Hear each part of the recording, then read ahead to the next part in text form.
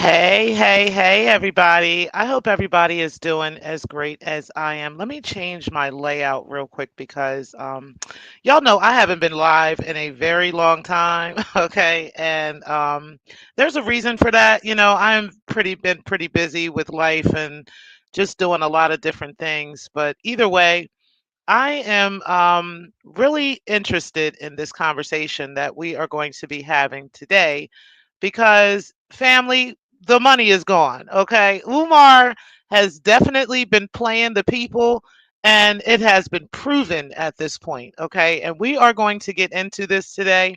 I hope everybody is doing well. Make sure y'all do hit the like button on the way in. What's happening, Spotum, and as well as Slewfoot Slim, everybody else that's in the clouds, and everybody else that will be catching the replay. We're actually not going to be very long because I have a few things I need to be doing today, but I definitely want to talk a few minutes about these recent things that have come out in regards to FDMG school. Okay. Umar is definitely playing around. The money is gone, y'all. Okay. And that is definitely clear at this point based off of some information that has been coming out. Now, shout out to Lennon Honor. I don't really watch a lot of him anymore. I think you guys know already. Those that know me know why I don't watch him like that. But I do have to give him his props because, like I said, I haven't been watching a lot of him in the past few years. But I do know that he has recently at least admitted to his behavior in the past and has come to terms with that behavior in the past. And so, it is what it is at this point. Okay. Flacco. Right, right, right. Those words are considered treason to the good guys. Okay. But, it is what it is. I do definitely, though, have to give him his props because, you grow up, you learn, and you live, and, you try to make things better, or at least you should be doing that. And so, I don't know if Umar, if Lennon is saying all those things because he kind of has to say those things, but either way, it really doesn't matter because regardless of what Lennon has done, it just doesn't change what's actually going on with Umar Johnson. Okay. Now, I want to make this very clear as well. I have never been an Umar Johnson supporter, contrary to popular belief. Okay. I have never been an Umar Johnson supporter. I've always been not an Umar Johnson follower. That used to actually be my name when I first came into the sector. And so, people know me as not a Umar Johnson follower or not a Umar follower. Okay. I've never been such. I've always been against the BS that he's been doing. However, I didn't actually believe that he was a scammer at the time, just based off of the fact that allegedly he had been audited by the IRS a couple of times. There had been a few other things that had came up, and so as long as the IRS wasn't saying out publicly, or the city of Wilmington wasn't publicly saying that he was scamming, who was I to say he was, right? I felt like he was bad with business, bad with money. And so therefore I refused to give him any of my money for it. If any other donors decided that they wanted to give him money, that's on them. They're welcome to do that. I also have contributed to lots of programs and situations that may not necessarily, when I find out later, may not necessarily really deserve it. However, at the end of the day, I'm not doing things because, I want to get recognition for something. Most of the time all the time when I'm contributing something to people, it's because I actually want to do that, right? It's because it's actually in my spirit to do. So that's kind of where I'm at when it comes to the donors. I don't particularly care, and I hate to blame the donors for these things. Now I get it, right? There's a lot of people that say, if it wasn't for the donors, this is stuff that people would not, people Umar might not have as much power to be able to do the things that he does if it wasn't for people enabling him.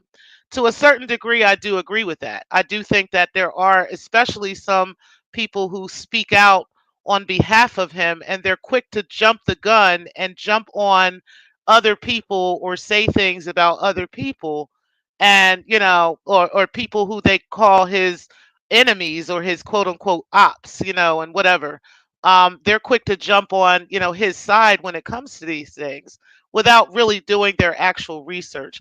And I think that's what this video is for. Okay. I got a couple of people that I actually, like in real life who are Umar Johnson actual supporters. And I would like for them to kind of hear my point of view with this without arguing back and forth, and not that I really have to do that with these folks, but at the same time, I feel like it's important that I can get some of my points out in regards to this. Hey Triggs, how you doing today? Appreciate you being in the building. YouTube Unfolded, I appreciate you being in the building. Keeper 116, definitely appreciate you as well. And everybody else that is checking me out right now, definitely appreciate you guys as well. Make sure you guys do subscribe and share.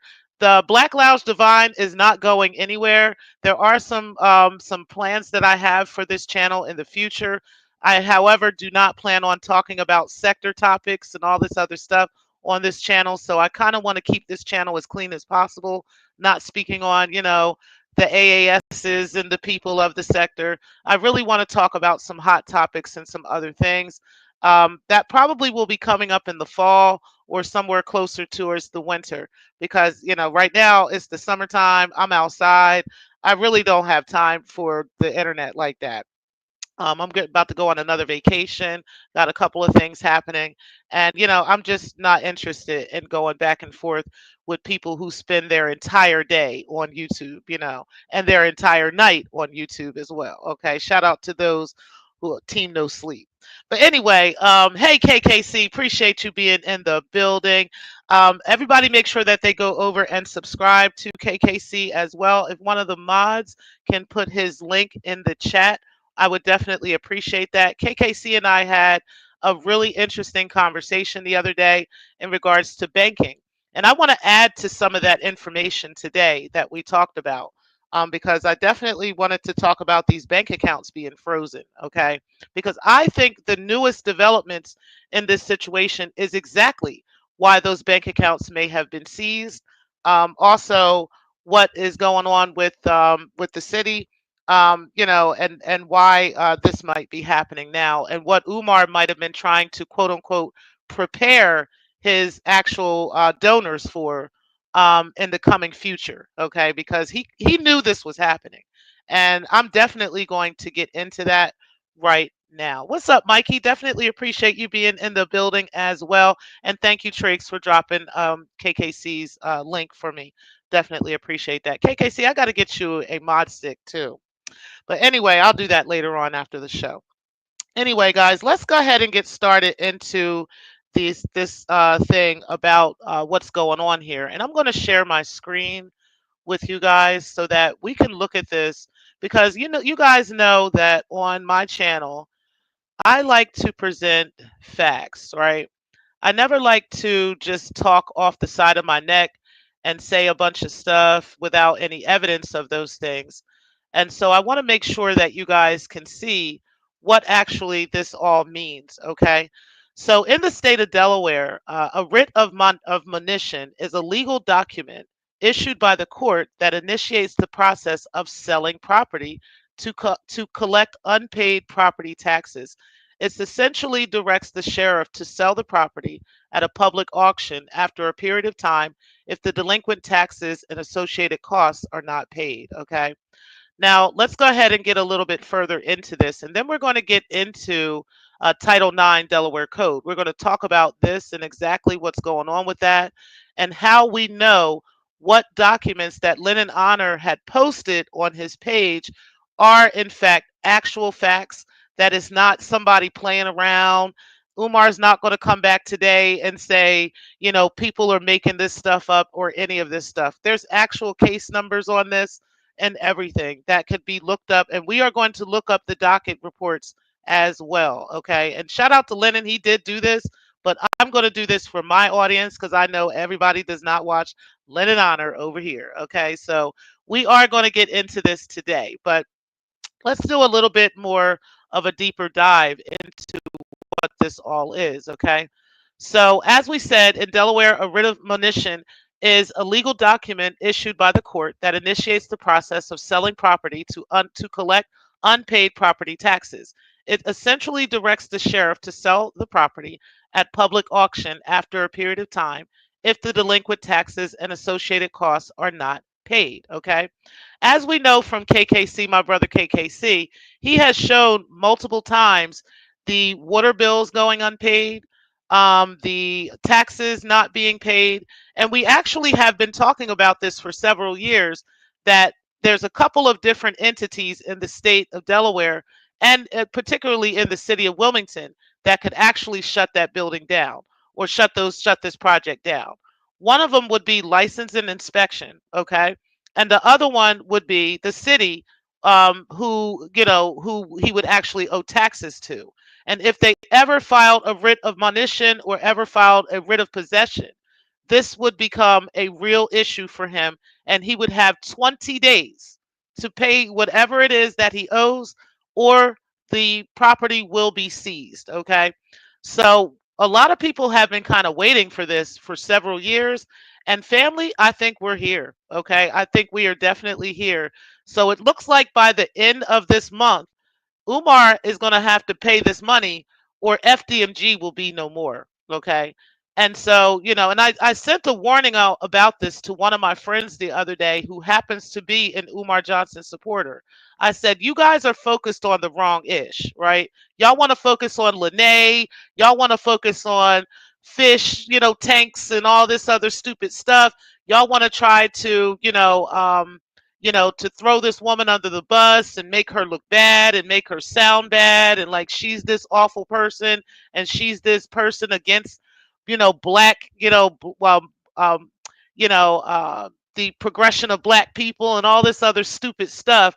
But all that you're doing is not stopping the city from actually coming and seizing these properties, because obviously the taxes have not been paid on the property. And like I said, we're going to get into that now. While Umar is out here telling you guys that the banks have frozen his accounts, and that this is stopping him from paying bills, and this is stopping the bills from being paid, all while we've got KKC and Lennon out here showing people that the bills have never been paid anyway, right? Very small amounts were paid here and paid there, just to kind of keep things appearing as if Umar is progressing on this project. But yeah, that's not the case. So let's go into a more detailed explanation of this writ of monition, okay, in the Delaware courts. So a writ of monition is the first step again in the legal process of selling property to recover unpaid property taxes. So the fact that they had to file this writ of monition to begin with shows and goes to show that the property definitely has unpaid property taxes. Although you guys are constantly being asked for money to donate to the school, you now have the ability to ask him with fervor where this money is going, that you're sending to him, because it's clear the property taxes are not being paid. Okay. And then it says the content. The writ includes a description of the property, the amount of the delinquent taxes, which we are going to get into, and the years for which the taxes are owed. And I have some major, major, major questions about this. I'm going to have to do a little bit more research on these dates, okay? Because as we know, or as we've been told, Umar says that he purchased these properties in 2019. However, and Moyer Academy, guys, which is the school that it was prior to FDMG, or it's not a school now, but the building was prior to the building of FDMG. The school at the time was called Moyer Academy. That school, I believe, closed, I want to say, in 2015. I'm going to verify that real quick. Let me go ahead and look that up. When did Moyer Academy close in Delaware? Um, Moyer Academy has been closed. Okay, yes, so I'm right. Moyer Academy in Delaware closed at the end of 2014-2015 school year. So in 2015, probably in June, because that's when the school ends in Delaware, is when the school closed. And it might have been in May, because I believe the charter schools close a little bit earlier. Sometimes they close around the end of May, or very early June, but all schools are closed by the second week of June. unless we have like snow days, and even then they try to like shave some of that off. We do get a lot of snow days some years, but the majority of time by June 10th or so, school is done for all schools in the state of Delaware. But yeah, so probably around May, towards the end of May of 2015 is when that school actually closed. And I'm going to show you guys that. Let me share this screen so that you guys can see that the Moyer Academy in Delaware closed at the end of 2014-2015 school year. Okay. So there is some paperwork out now that is on the city's websites of how when the school was purchased and when it became Fdmg, RBG, International Ifatunde Academy, or whatever that ish is called, right? Um, yeah, so it's saying that it was purchased around October of 2016.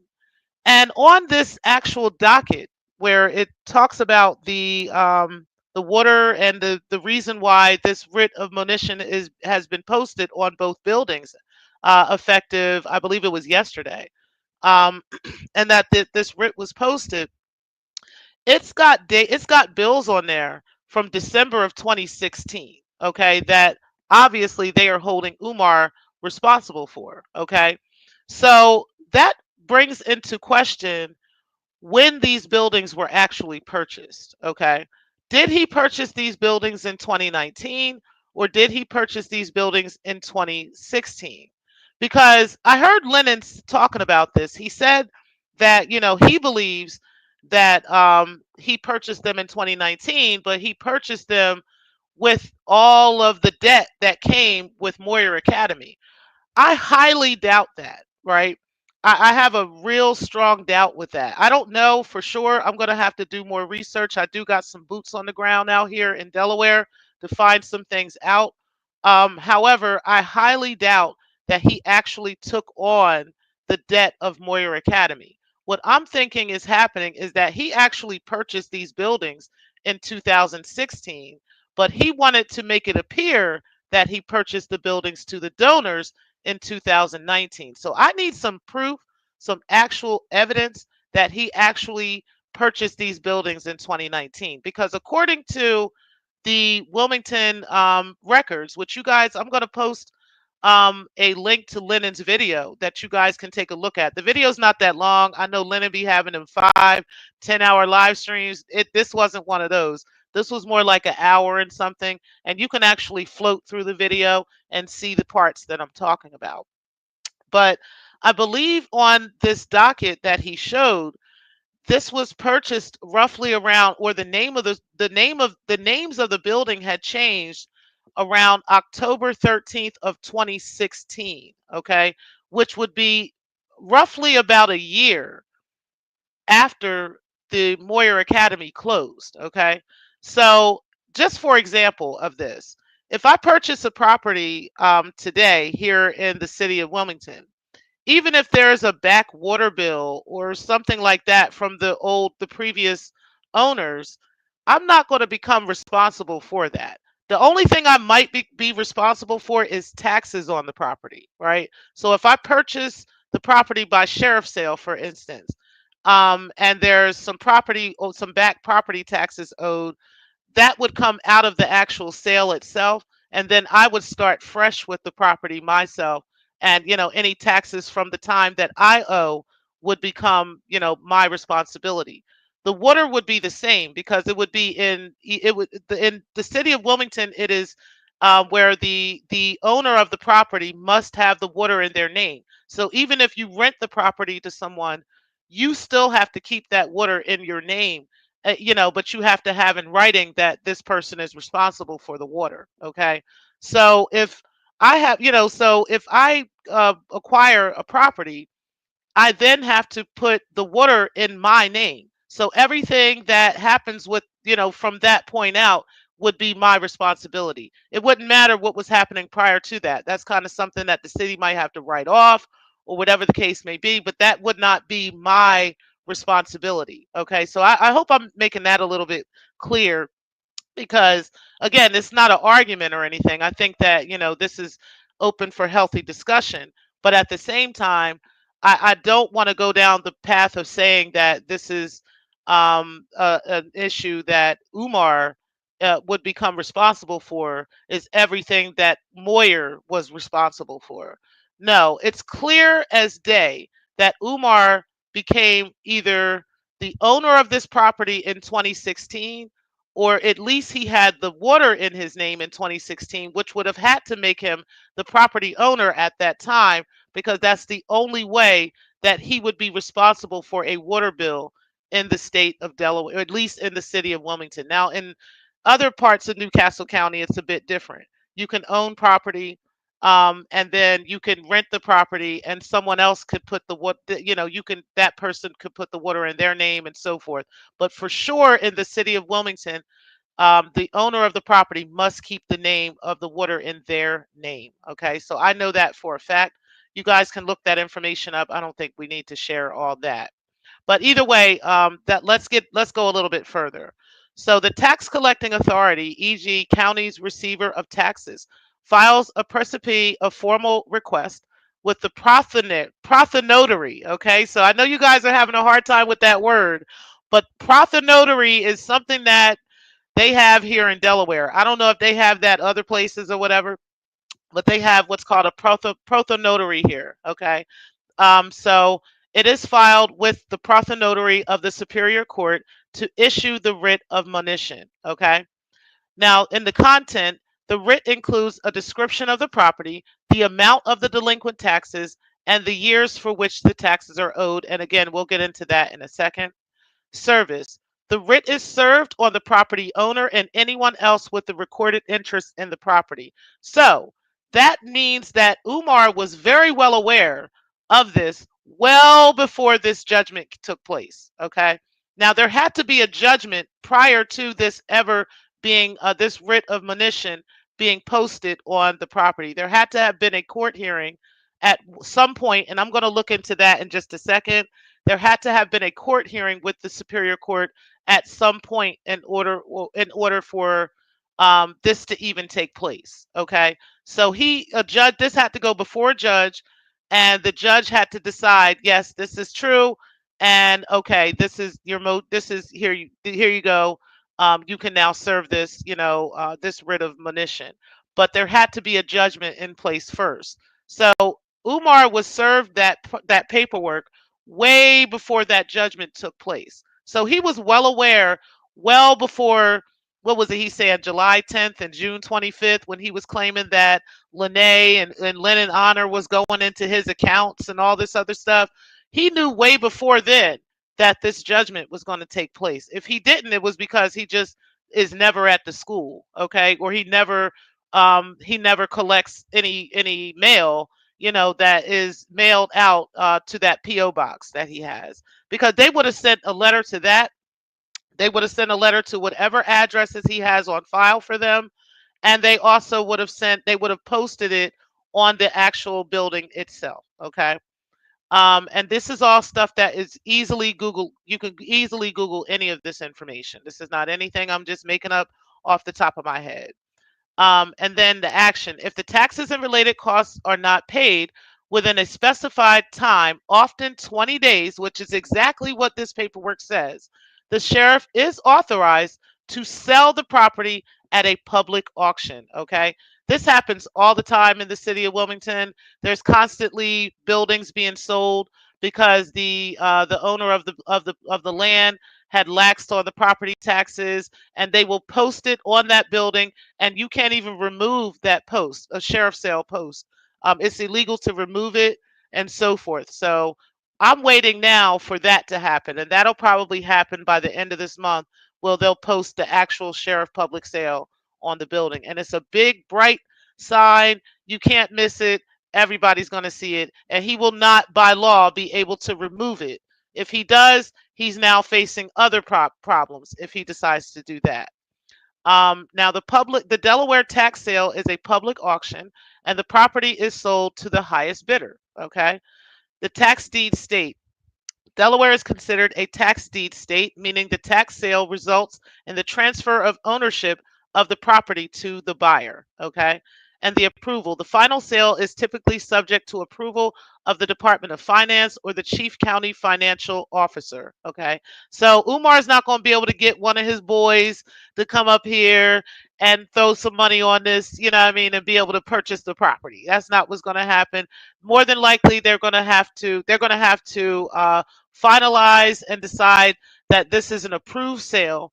And they're not going to just let anybody do that. Okay, I don't know. He might be able to do that, right? But I don't think he has any boys that would be willing to do that, because if he did, I mean, let's be honest, the school would be done by now, right? If he had friends, that were there for him to look out for this stuff, he wouldn't have to take to social media and beg, the people to help take care of his mommy and him, right?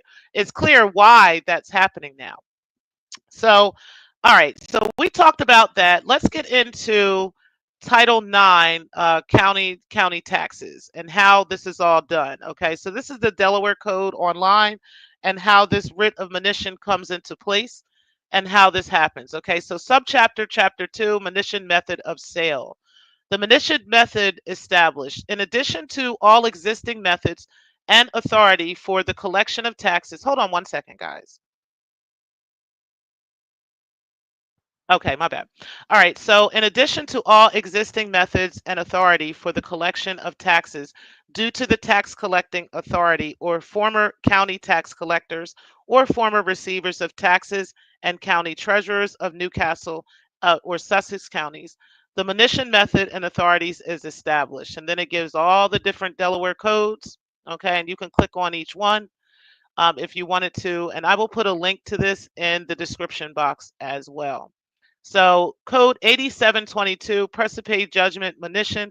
The tax collecting authority may file a precipice in the office of the Notary of the Superior Court and in and for the county where the property is located. Okay, so in Newcastle County, that would be here in Newcastle County, in Kent County, and then Sussex County, they have their own superior courts. Okay. The precipice shall contain the name of the person against whom the taxes sought to be collected were assessed, a copy of the bill or bills showing the amount of taxes due, and the property against which the taxes were assessed.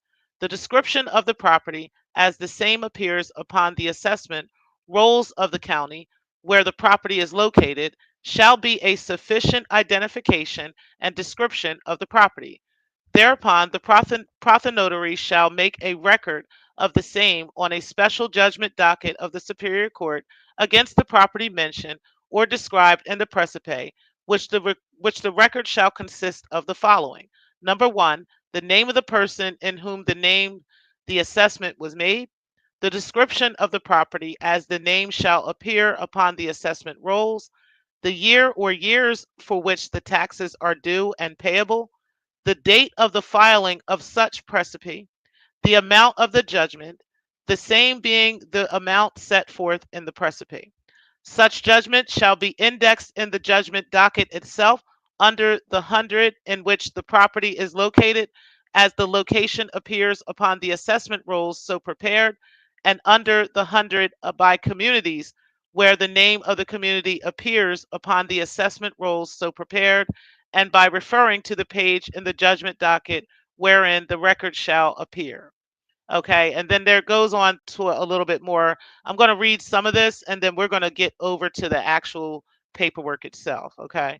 Therefore, upon a precipice for monition filed in the office of the Notary by the tax collecting authority, a monition shall be issued by the Notary to the sheriff of the county where the property is located, which monition shall briefly state the amount of the judgment for the taxes due and the years thereof, including accrued penalty therein, together with a brief description of the property upon which the taxes are a lien. A description of the property as it appears upon the assessment rolls shall be sufficient. The tax collecting authority of Newcastle, Kent, and Sussex counties may initiate and complete the monition process against any property designated by the authority as having an unknown owner for a continuous period in excess of 5 years, notwithstanding that an investigation of chain of title to such property has been performed and notwithstanding any provision of this chapter to the contrary. The taxing authority shall be exempted from any obligation expressed therein that cannot be satisfied due to the absence of an unknown owner, including but not limited to notification of sale to the record owner and provision of copies of bills showing amounts due. Okay.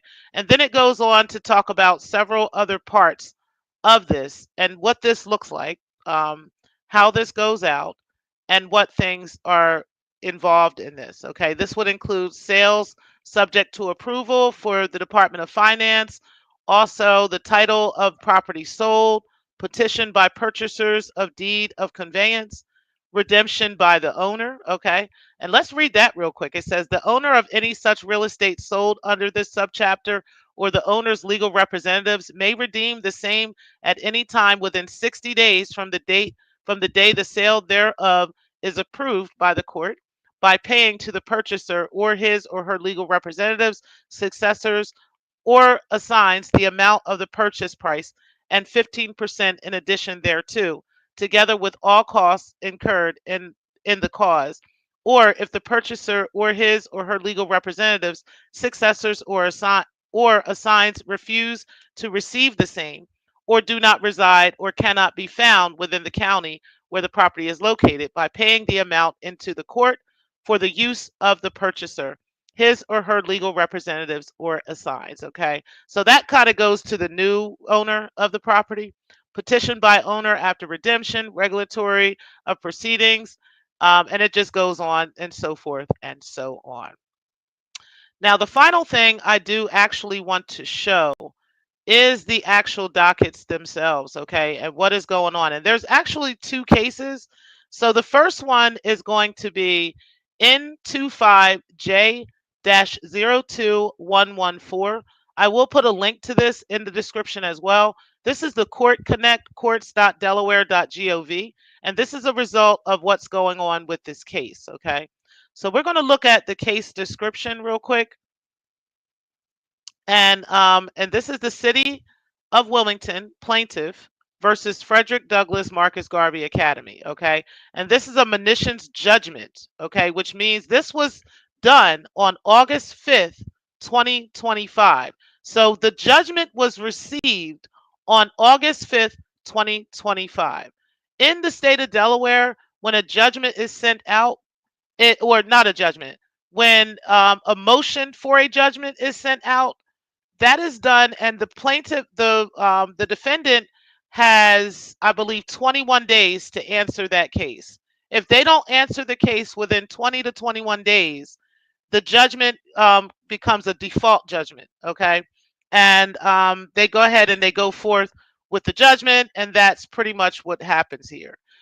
The only way that you can get out of something like that is if you know that you owe the money, you just need to pay it.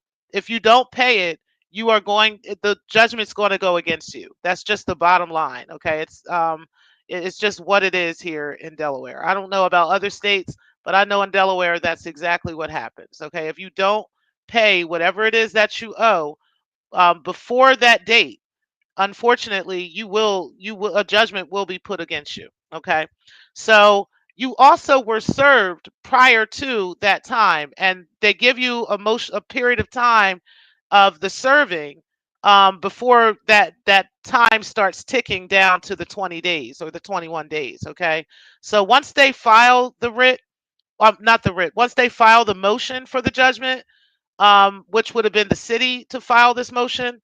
They would have filed the motion with the city. They would have filed the motion with the courts, and then the courts would have ordered for the defendant to be served paperwork on time. They would have had to be served at the address that is known to the court or that is known to the city. Okay, which could have been the PO box, which could have been the school itself. It could have been his mom's address. We don't know, right? Whatever the address is that he gave to them, that's where they would have served this paperwork. Okay, it's your responsibility to get that paperwork. Also, they would have posted it on. They would have attempted to serve it at that location. They would have tried to serve him directly. So they would have tried to like give him the paperwork. More than likely, they've been trying to serve this for a long time, right? Um, and then they finally had to go down to showing proof that they actually mailed it, or showing proof that they attempted to serve him and he refused, or whatever the case may be. And then they can go forth from there, and then the judgment happens. So it looks like the date was on August 5th, 2025, that the actual formal judgment for the monition was filed. Okay. And it looks like the plaintiff is the city of Wilmington. Their attorney is Scott Wilcox, who is on Limestone Road, which is not really in the city. That's kind of outside of the city, but it's still considered like Wilmington area, but it's not Wilmington itself. But I know exactly where that place is. Okay, so yeah, that's off of Kirkwood Highway. It's not too far from the city, but it's also not in the city. But there's certain parts of what they call Wilmington that really isn't Wilmington. But either way, that is an actual attorney's office there.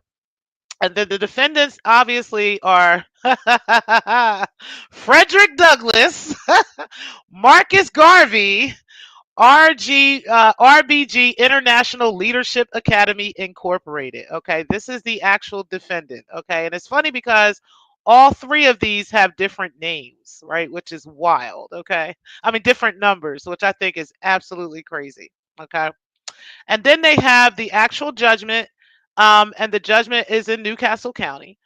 They they don't have anything for a sheriff in Kent County, which is the next county down, but they do have the Newcastle County Sheriff's, which is at 87 Reeds Way in Newcastle, and that is where they are located. Okay, so Umar is not going to come back and say that this information is lies, that somebody's conspiring against him, or any of this stuff.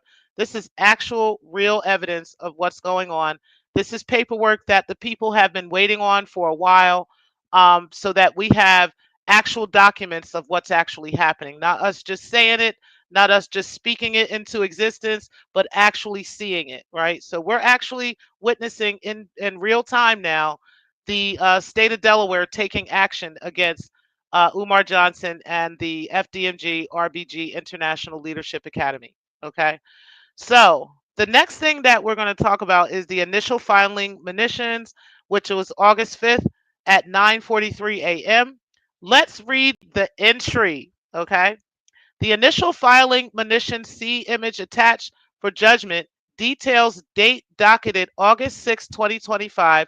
Judgment is entered joint lay and severally against Frederick Douglass, Marcus Garvey, RBG International Leadership Academy Incorporated, tax parcel number 26-09 and then 40-828, which is both of those buildings, I believe. I believe one side is one of those, I don't know which one, and the other side, the high school, is another one of those parcel tax numbers. Okay, and I guess the gym is included in that. Okay, judgment amounts to be paid as follows.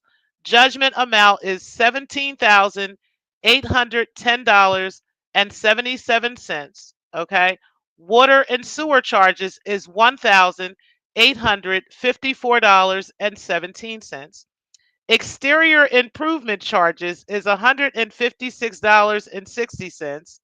Vacant registration fee is $15,500, and civil penalty charges is $300. Let's do some adding up of this, because I came down to about roughly $39,000 on this, but I want to verify that. So let me pull this over here real quick. Okay. Let's do this real quick. So we got $17,810.77, right? Plus $1,854.17 plus $156. I bet you they talking about the $156.60 as them painting the outside of that school and that mural and all that other stuff he was trying to do to show y'all and act like he was making some improvements on this school, right? I bet you that's what that is, because he never had any permits from the city to do renovations on that school. You have to file for renovation permits. You can't just go and just start painting this building. You have to get permits to do this, okay? And I bet you that's what that's about. I'm not 100% sure about that, but I'm almost certain. Plus $15,500 in civil penalty, no, and registration, vacant registration fees, and plus $300, right? Wait a minute, am I doing this right, y'all? No, let's do this again. We messed it up. We messed it up. Let's do this one more time. 1,17,810.77 plus 1854.17 plus $156.60 plus $15,500 in civil penalty charges plus $300 equals $35,621.54. Okay. This is how much Umar must pay within 20 fucking days. Freaking days. Excuse my language. This is how much he needs to pay within 20 days of this judgment. So that means he has until August 26th, family, to come up with $35,621.54. Now, I want all the donors, right? All the people who, want to argue with Lene Stacks and want to argue with KKC and want to argue with all the people. I want them to help us understand how Umar never collected that amount in the past 10 to 15 years that he's been collecting money. Because according to Umar, he's been telling the people, at least in 2020, he had told people that he had collected at least $1 million by that point, right? Right? So let's do that. Let's do some work on that. Let's do a little bit of research on that real quick, right? Because if he had collected $1 million, right? And currently he owes $35,621. Let's do some math on that. You know, let's do a little bit of math on that because I'm a little confused, right? Let's do a little bit of math. Let's do a $1 million, right? Minus $35,621.54. He still should have $964,378.46 left, right? That doesn't include the HVAC payments, the amount of money he came up with for the paint and the cleaning supplies he bought from BJ's and ShopRite and everything to clean up clean up the gym and all those things. That doesn't include any of those expenses, right? But just say only the taxes could have been paid. Are you guys saying that he didn't have this money already? Like what so why is he still asking you for money is the question, right? Because it's clear he hasn't paid any of these bills in here, okay? And also, like I said, I want you to go back to the dates that Lennon was showing last night, where, this building was allegedly purchased and became the Frederick Douglass Marcus Garvey RBG International Leadership Academy, effective in October of 2016. Okay. So if he purchased those buildings then, right, for whatever the amount was, which I've heard a couple of different things. Lennon was talking about a $10 sale, which is possible because at the time there could have been one of these sheriff sales of the Moyer Academy at the time, and he could have very well purchased that property for a very small amount of money because of the condition of the properties at the time and what the condition still is of the properties and how that condition has gotten even worse at this point. So it's very questionable, and I always question the amount that he actually, purchased the buildings for. But now I'm questioning when he bought those buildings, right? But either way, if by the end of 2020 he had $1 million, right, and he still owes 35,000 in taxes, 36,000 in taxes now, why hasn't he paid that? That should be the least of his worries, is paying that small bill compared to the amount of money that he has collected from you guys, right?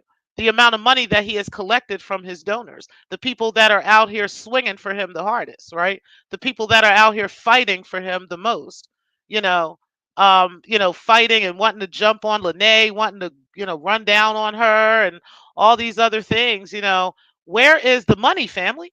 Right? Where is the money? See, you don't have to be a donor to see this, okay? You don't have to be somebody who gave him money to question this, okay? You literally don't. Because now, see, the city hasn't given him shit either, right? They never gave him money either. But now they're questioning him on the money, okay? Which leads me to my final point, where he was talking about his bank accounts being frozen, right? He had talked about these accounts getting frozen and how, poor him, he's dealing with this stuff from, the banks, a bank that he's had since he was a teenager. He can't understand why, his accounts were frozen and the bank is at fault and Lene's at fault and Lennon Honor's at fault and everybody, all his haters and ops are at fault and everybody else, but it's never him, right? It's never him. And I want to talk about one other thing. There was a woman, a young lady from Delaware who had met up with him a couple years ago, and she's been talking about this lately. How Umar had said that he had told her that he had this accountant, that his no, he's let's start from the beginning. He said that the IRS at the time was auditing him because he had an accountant that was stealing money from the school. Did any of you donors ever hear that? Did he ever tell you donors that there was a person that was stealing your money? Did y'all ever hear that? Because he's never said that publicly to anybody, right? He might have said that to this young lady, which I believe her. I don't think she has a reason to lie about it. But he's never publicly said that he ever had an accountant, number one, right? And number two, that any accountant was ever stealing money from the school. What he did say publicly is that he had hired some HVAC workers and hired some other contractors, and the contractors were running away with the money. He would give them money to go and do this and do that, and they would just run off into the sunset, and he would never hear from them again, right? These are kind of the excuses he was telling the public about what was happening to the money, right? But those of us who really weren't paying attention, and weren't necessarily in a position to care, because number one, we didn't donate, or we're not donating on a regular basis, or if we did donate, it was a long time ago. Number two, it's not directly affecting us. Number three, there's a lot of reasons why people just simply just, lost interest in this story over the years. But now it's starting to surface again because all these things are coming out all at once in 2025, and it forces you to question a lot of things, right? So one of the biggest issues I'm having is that the fact that he had told this young lady, and I believe her, but under the idea that she's speaking the truth, which I believe she is, if he told her that he had an accountant that was stealing this money, and this is why the IRS was auditing him, right? And then he turns around and tells the public that he had some other people that were stealing the money. They were just, he was freely giving them money without any contracts or anything else. And then they were just running off with the money. It makes me believe that he was setting up the people for this right now, right? That he could lie his way out of this because he's been able to lie to his donors for so long, right? So he felt like he could just set up these storylines and these narratives, as if this is YouTube and Instagram in real life, right? And this would be, what it would be. Everybody would believe this.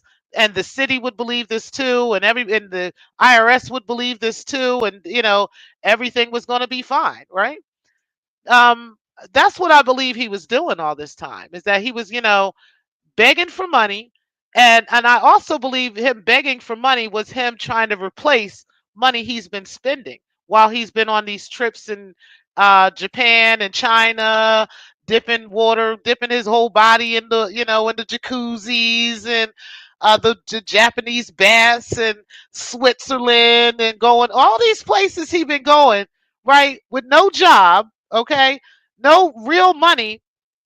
And it's obvious, and what I'm understanding, Umar is begging these people to come and set up speaking engagements and stuff for him, and he's not really getting paid that much for these speaking engagements that he's doing nowadays. He used to get paid really well for these speaking engagements when people really believed in him, and when he had a majority of people backing his plan, and backing this project.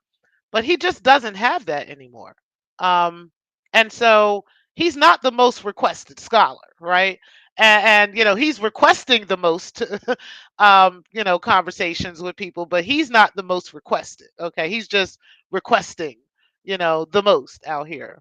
But either way, this is what I think has happened with him, is that obviously he's not making the money that he used to make. He's broke, and he's been dipping in the donors' money. Okay. Now, the thing about the IRS, which I believe there was an audit, okay, but the thing about the IRS is they can take their good old time with that audit. They could take up to 10 years, right? 15 years. They have no time frame. Okay, there's no time frame on that. So that audit could still be going on right now as we speak, right? So the idea that Umar was telling the people, which is something that a lot of us, and I admit, a lot of us did not look into, was that he was audited twice, and that they never found anything. But there's never been any evidence, presented from the IRS that he has shown us that said you've been found not guilty of any of these issues. Because they'll send a letter out letting you know what the outcome was, right? Unless you're in jail, right? They'll send a letter out to you letting you know what the outcome was of the audit, and he's never shown us that. He's never shown us actual proof or evidence that the IRS let him off the hook, right? He never showed us that the IRS ended their investigation into his finances, okay? Never showed us anything like that. But he definitely admitted to being audited by the IRS. He admitted that on multiple occasions, in multiple spaces, from the Breakfast Club to Roland Martin, to everywhere you can think of. This guy has actually admitted to being audited. So, but he's always said that they found nothing, right? Which is what he always does. Just like now, he's claiming that, you know, um, the state is coming to check on his mother, and they found nothing. When in actuality, we're finding out that he's just simply not answering the door, right? At this point. So, um, yeah, that's just the stuff he likes to say, and his followers just go with whatever he says without any proof or evidence, right? And most of the time it's because, at this point we haven't had any solid documents to show, right? But now we have solid evidence that the city is like, no, no, no. You ain't about to keep playing these games, okay, in the ancestors' land, okay? You're not about to keep playing these games like this. And I want to talk about that. I had talked about this with a friend of mine the other day, about the land there in the city where this building is located. Um, and how that area is actually a part of the Underground Railroad. Okay, there are many houses in especially on the east side of Wilmington, which is considered old Swedes, that are historical homes where the Quakers used to hide many of the slaves. Harriet Tubman, who came up from the eastern shore of Maryland, actually walked into Wilmington, and she was brought in by horse and buggy under the guise of a Quaker who was riding over the Market Street Bridge, and he brought her under blankets and under disguise into the city, and hid her in one of the homes there in the east side of Wilmington. And there's other slaves that she used that same route to go back and forth between Eastern Shore, Maryland, and even farther, and not only bring family members, but bring other slaves to freedom. And they took that same route every time. And there's multiple homes right there on Kirkwood Street, on Pine Street, on Bennett, right there on Lombard Street. Clifford Brown Walk is called now, but it used to be called I forgot what it was called. I want to say Spruce. I don't think it was Spruce though. But anyway, um, but there that's a historical area. That area right there behind the river, and then right across the river is the actual school behind the Boys and Girls Club. That entire area, that is where the slaves actually did wade in the water. Okay. Um, and there's multiple posts that are still posted. There's a few of those wooden posts that are right there on the riverfront. You can walk right down there now to this day, and you can see the posts out there where they used to sell the slaves. There's other parts a little further down the river in Battery Park. Shout out to Eyes Antonia. Her father has a restaurant in Old Newcastle, and you can walk down the street from the restaurant, and you can actually see the posts that are still out there where they used to sell slaves. Okay. Um, in 2020 is when Delaware got rid of its last whipping post. Okay. Which was because the people were just so tired of all the racism going on and all the Confederate statutes and everything that have been up here in this state, and all the things that reminded us of slavery. I'm not sure why the posts are still there, but the last time I checked, they're still there. I'm probably going to do something about that. I'm probably going to be raising some awareness to this. But either way, the last time I checked, those slave posts are still there. But that whipping post was down there until 2020 when the people just got so tired. They were ripping down Confederate statues and in the city, all kinds of stuff was happening, and that whipping post finally was removed in 2020. Okay, so there is a rich history of racism and slavery here in the state of Delaware, and many of our ancestors have come through that very area that Umar is doing this project. Okay, which is a direct disrespect to our descendants, and to our ancestors, and he knows this, especially when he's calling on the names of the ancestors and calling on the names of the slaves who were waiting in that actual water that's right there by the school. Okay, let's talk about it. All right, this is how deep and spiritual this situation really is. Okay, when he's talking about um, um, the Ifa religion and all these things, when he's calling on the deities like the Oshuns and so forth, when he's calling on these deities, this is a spiritual battle, okay, that he has put himself in, and that's a deeper conversation that I'm willing to have at some point. But either way, yeah, that's what's going on here, and so ultimately, I believe that these these bank accounts, this whole succession of the judgment coming through, the taxes being unpaid, all of these things, and now the bank accounts being frozen and so forth and so on. I believe he was well aware of all of this stuff way before this happened, and he's been trying to beg you guys for money and make himself a victim so y'all feel sorry enough for him, especially the women, the black women, because we tend to forgive very fast, right? We tend to move on very fast. That's how we're built by nature. We have to be this way. We are the strongest beings on the planet Earth, okay? So we have to be this way. So this is our nature. So don't feel bad about you feeling that way. What you should be angry about is this man using that against you, right? Not you being this person, right? Because I get tired of hearing people blaming black women and blaming black people for being who we naturally are, right? No, the issue is when people take advantage of who we naturally are. That's the issue, right? So that's where we need to focus is who's actually taking advantage of these things, right? But yeah, I believe he's been doing that. He's been very well aware of these accounts coming to a situation. He's been very well aware of what's been going on. He's been very well aware of these judgments coming through, these taxes being owed, this water bill being owed all the way back to 2016, and how this is on documents, this is on paperwork, and this can easily be looked up. Um, and that he can just say whatever he wants, and lean on the hearts of black women so that he can get you to give him his your money, your hard-earned money, right? It's time to fight back. It's time to stop giving this man your money. It's time to pay attention to what's actually going on out here. um and let's let the spirit do what it's doing, right? Shout out to the ancestors, because they weren't going to keep letting this man play in their face on this land, right, on this bloodland called Wilmington, Delaware. Okay, they weren't going to keep letting that happen. See, they had to get from Wilmington to Philadelphia to become free.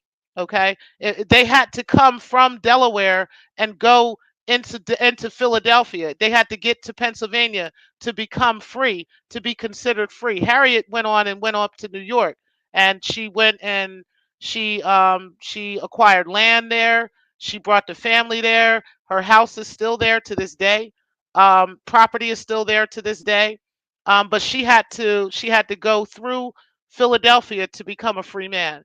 Also, Frederick Douglass also had to come through Philadelphia to become a free man. Okay. No matter what his history was or whatever, that is how he became free.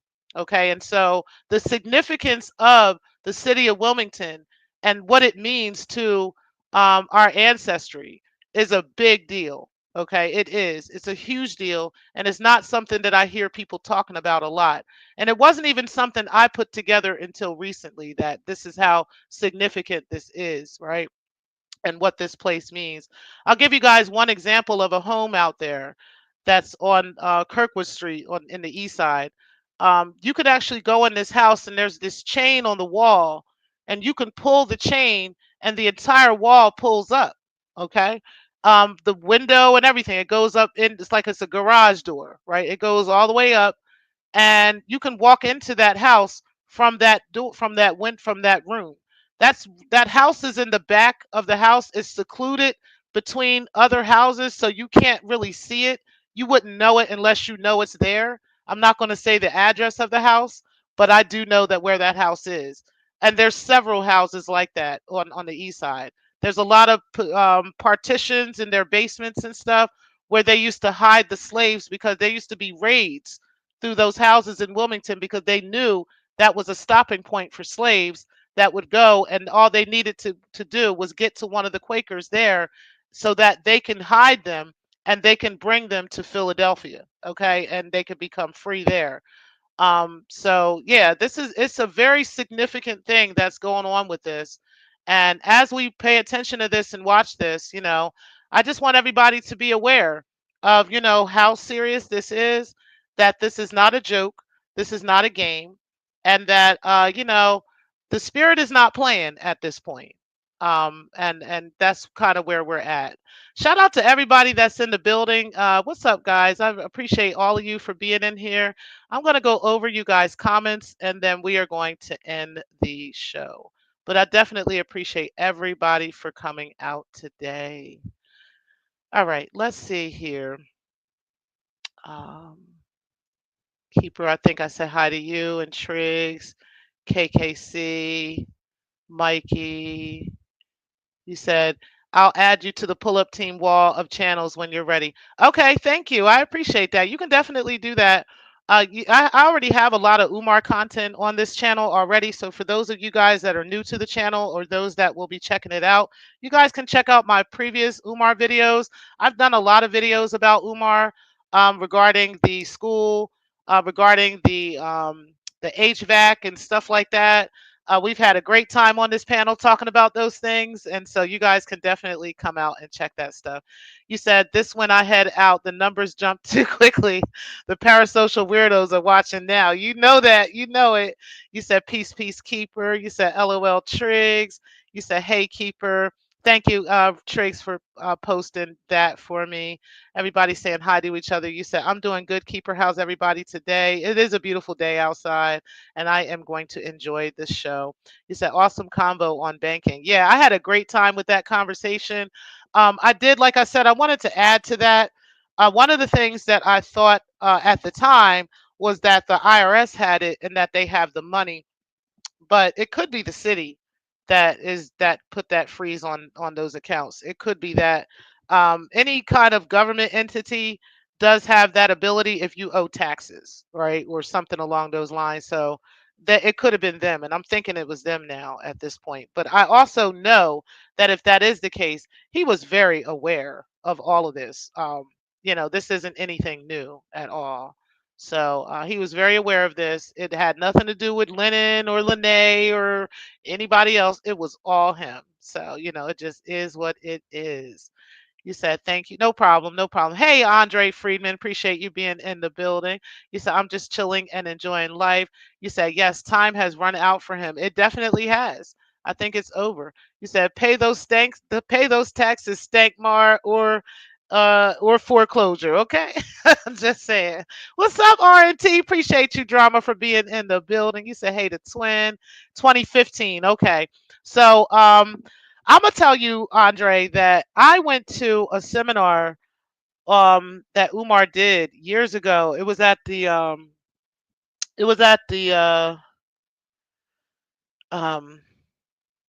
it's some kind of like boys and girls police club. I forgot what it's called. It's over on Market Street in Wilmington. He had this thing where he was talking about opening a school, and this was back in 2009, because at the time my son was a baby and he's 16 now. Okay, so this was definitely in 2009, and I remember donating some money to the cause at the time. I don't know how much. It wasn't that much. It might have been like at the most $15, right? I don't even think it was that. But it was so long ago. But either way, I remember talking to him. I remember him talking about wanting to open a school. So he's been talking about this since at least 2009. I did hear that he was talking about it before then, but it wasn't where he was talking about the Moyer Academy, because at the time Moyer was still in existence. Moyer was still popping at in 2009, 2010. It was still going. So I know it wasn't that particular building he was talking about, but he was definitely wanting to open a school for black boys, and he's been talking about this since at least then, right? And my oldest child, he's 27. My oldest son is 27, and he was in probably fifth grade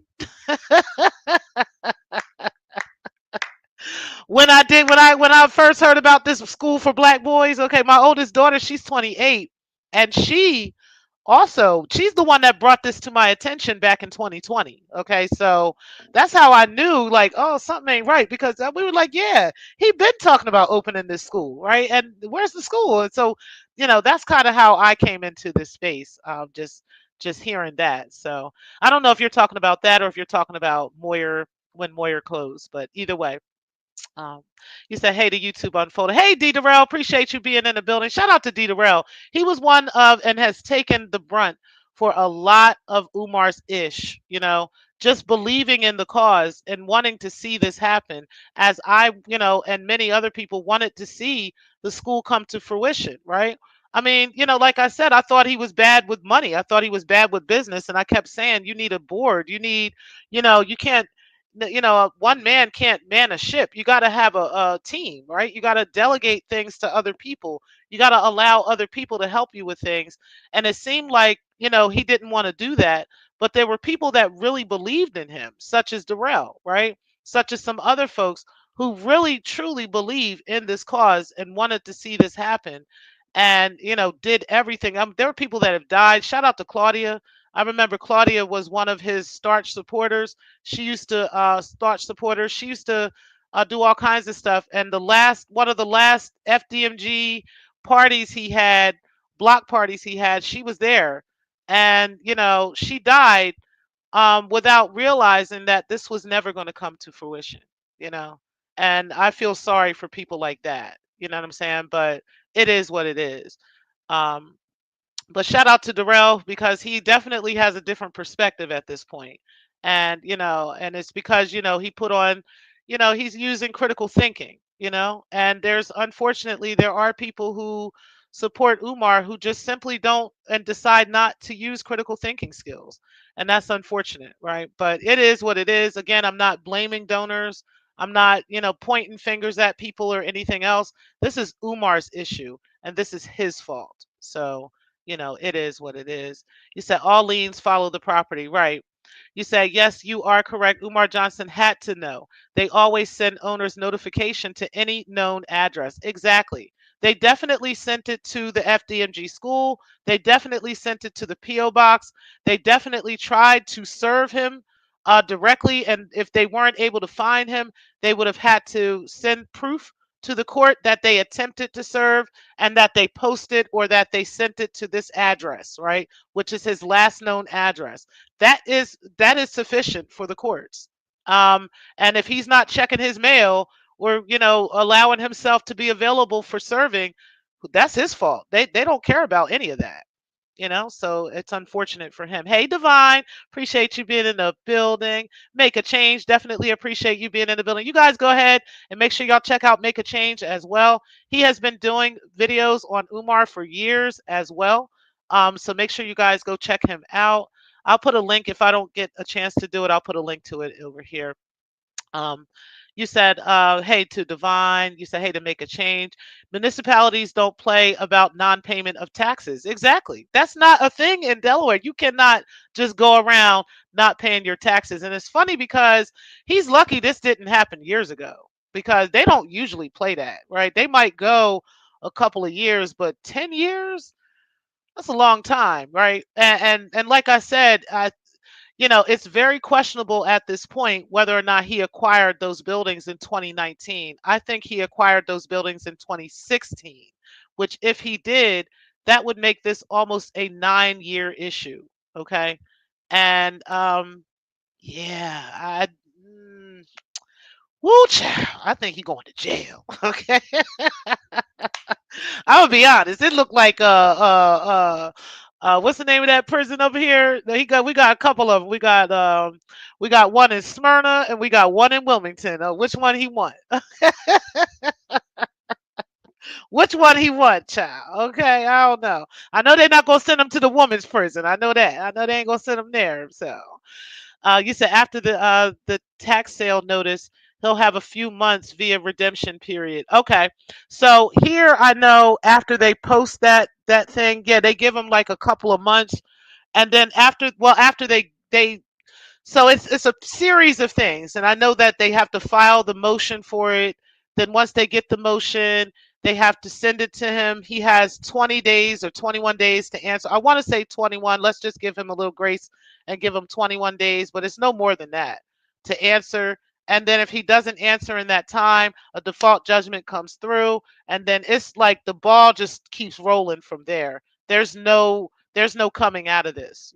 So at this point, either he's going to have to cough up $36,000 by the 26th, or FDMG is no more. Okay, and they're going to rip them signs off. He won't have access to those buildings. The sheriff will be there. The constable, I'm sorry, will be there to change the locks. They'll bust that door down. That brand new door that he took y'all money to pay for, right? That he took y'all money to paint and give the Marcus Garvey flag and the whatever flags. He got Haitian flags. He got all these flags. All this money he took and stole your money, right? To do with these doors and with that mural where he painted a picture of himself next to Marcus Garvey and next to Frederick Douglass and all this and Harriet Tubman and all this other stuff. Y'all know he knows the significance of Wilmington, right? If he would post a picture of Harriet and post a picture of Frederick Douglass on the school and Marcus Garvey on this school, if he would do these things, right, which Marcus was a little later, but if he did do, the fact that he did that goes to show he knows the significance of the spirituality of this, right? And that he would take your money and paint the gym and have little kids running in and out the building. sweeping and mopping and doing all this crazy stuff for a building that he's about to lose. Okay, that they are literally about to go in there and lock that ish up, and he won't ever have access to those buildings again. All his stuff, all the things that are in there, all his clothes, all his belongings, all those books and stuff that he claimed was vandalized isn't going to matter, okay, because they will lock all of that in there. And the next person, the sheriff sale, the public sale that goes out with these buildings, whoever the new owner is will own all of that stuff, okay? Like, it just is what it is at this point. Um, but yeah, that's unfortunate. Hey, living life, appreciate you being in the building. Yes, I am live, and I don't even do the lives too much, but I had to do this. You said, did Umar say PayPal has kept his supporters' money? Did he? I haven't heard that yet. Only thing I heard was that he's saying Apple Pay, they shut that down because he doesn't have an account connected to it. The bank accounts are frozen at the banks, which I'm highly doubt at this point they are. He claimed he was going to have an update for the people yesterday. From what I heard, he hasn't said anything about that yet, and it's probably because these writs of monition were posted yesterday, right? Which kind of shut all of that down, right? It kind of shut that whole story of I don't know what's going on with the banks down. That completely shut that down. At this point, you're very well aware of why the banks have been holding that money, right? The money that he has stolen from the people. Let's talk facts at this point, right? But I didn't know anything about the PayPal. I think he's still asking for money on PayPal, which I'm not sure why. Now I do know you can have a PayPal card.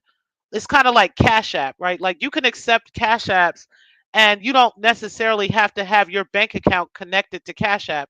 You can have a card that Cash App issues, which is a Comerica Bank. They actually issue that card to you and you can collect money on your Cash App and that money goes to that Comerica card, right?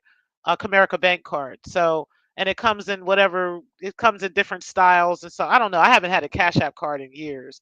But either way, you don't necessarily have to have your bank account connected to that. I believe the same is with PayPal. I don't use PayPal like that. I probably used it I can count on one hand how many times I've actually used PayPal, and I did have my actual account connected to it. So I don't know if you have to. I believe you don't though. I think it's the same with them where you can have your own PayPal card that's issued by, and I believe Comerica also runs PayPal, Comerica Bank. I believe that they do. So you can just get a card through that. But Apple Pay is different. I think you actually have to have one of your accounts connected. I wouldn't know because I am not an Apple fan at all. I've never used Apple Pay. I don't even know how that shit works. Okay, I mean, I guess I would know. It's like anything else, but either way, it's not it's not that. So, but yeah, you said did Umar say pay? Okay, yeah. So I don't know. I'll have to do some research on that. You said hey, the Triggs. You said keep liens. You said liens don't follow the property. Exactly. Exactly. If the property is stolen, all of that has to be satisfied at the closing. I think you mean so if anything that happened, I agree with you. So if anything that happened prior to the sale, like whatever he bought, when he bought the property, whatever liens that Moyer had accomplished, and believe me, I want y'all to know there was something else going on in that building after Moyer closed. There was some other things happening in there. There was some other type of like programs, like charter programs or something going on in there that didn't last very long. It might have lasted like for the school year, and then that was kind of it. And then next thing you know, it looked like those buildings were vacant. Okay, so he probably purchased those buildings in 2016, which is the last time that I believe there was any activity going on in that building. So it was after Moyer closed. There was still a little bit of other activity happening, at least in the junior high school side of it. Okay, the side that the gym is on. I believe there was still some stuff happening in there. As a matter of fact, I know there was other things still happening in there. I just don't know what it was. I don't remember what it was. But ultimately, I believe he purchased those buildings back then. Okay. And yeah, he would not have acquired any of the debts of Moyer Academy or whatever else was going on. Everything that he acquired is his own debt. So Obviously he has had those properties since 2016. Okay. And God knows how much he paid for them. But I do want y'all to refer to Lennon because Lennon had done some information on that. And he said something about acquiring them properties for like $10 or something like that. It wasn't that much, but it was obviously a sheriff's sale that this happened. I don't know if it happened from a sheriff's sale. I don't really know. But either way, it's questionable how much he acquired those properties for. I'll just say that. But yeah, you're right. He would not have acquired any debts that were on there prior to that. You said, Ray Ray, you want to make a quick bet? I put $5 on it. We in 2025, by the other end of the year, he's going to get the school back. I put $5 on it. Okay. And Ray is taking him up on that bet. Okay. You said it's kind of the purpose of the lien. It's kind of hinders the owner from selling the property. And if the property is sold, he will get the money they are owed. Okay. You said so they want that building. Yeah, they do. Thank you, Darrell. I appreciate that. You said want to put $5 and make change so I can make change of 505. You know what, y'all? You said I bet the government wants to build housing there for private investors. I would definitely think that. If anything, they would definitely probably knock those buildings down because they are so bad. They're probably condemned buildings, especially that other side. I'm pretty sure License and Inspection has condemned that building. We wouldn't know it because I'm sure if it is condemned, it should be posted on there. But they're not going to go by there if they don't have a reason to go by there. And he probably took that condemn sign down, to be honest with you, or he painted over it or something, crazy. Um, yeah, so I'm almost certain that that's what's going on. Yeah, and they do. So there's several buildings in that area right around the corner on Vandiver Avenue that they did knock down, such as Walt's Flavor Crisp. It used to be a famous chicken spot there, and then across from there, there were some house. There was a church there that blew up several years ago, and blew into smithereens, literally from a gas line. And after that, they actually rebuilt those properties with houses. So they put some state of the art homes right there. And I really think that they're going to do the same thing with FDMG if they do acquire those properties. So we'll see what happens. Probably a good private investor will go and purchase that and put some really nice houses right there. And I could see that happening right there. And it should be. It deserves it. The area is historical, and it deserves some uplifting. A lot of people think that that area is this terribly drug infested area, and it isn't. I don't know where you guys are getting that idea. That's not true. It's actually homeowners in that area. The people that are on 17th Street, most of those people own those properties. And then on Vandiver is the same. Those are old folks' homes. People, not old people, right? But families for generations have lived there, right? Now there are parts of that area, maybe a further up on Pine. You go a little further down. Yeah, it's a little rough right there. But that's kind of how it is in the city. It's pockets of that. It's not just, oh, this entire area is like that. No, that area actually isn't. Um, it's right by the river. There's a famous doctor's office by the DuPonts there.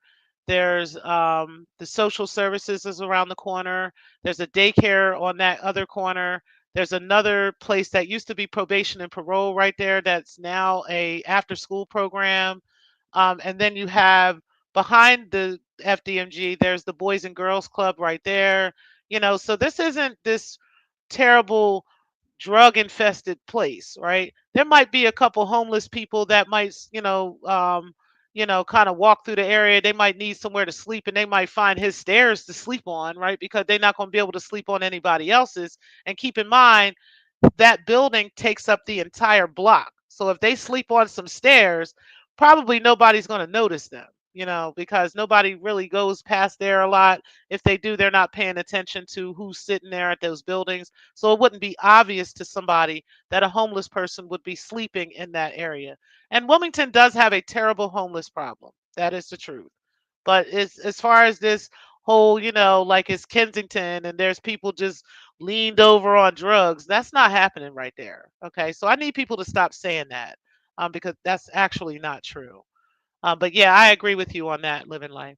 You said one ends in 27 and the other ends in 28. Okay.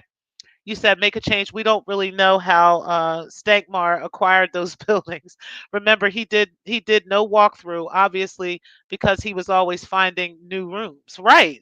I mean, that building is huge, guys. It is huge, right? So just think of an entire city block and then another city block, right? The high school takes up that one side of that entire block, and then the middle school takes up the other side of that entire block. Okay, so the school itself sits alone. There is no other buildings that are connected to these schools. There's no other buildings that are around these schools, like, or anything. It's literally that block. Now, on the other side of the block, on the Vandiver Avenue side, there are houses there, and there's a liquor store on the corner, and then there's houses on that block, but that's on the other side, right? But the building itself takes up this entire block.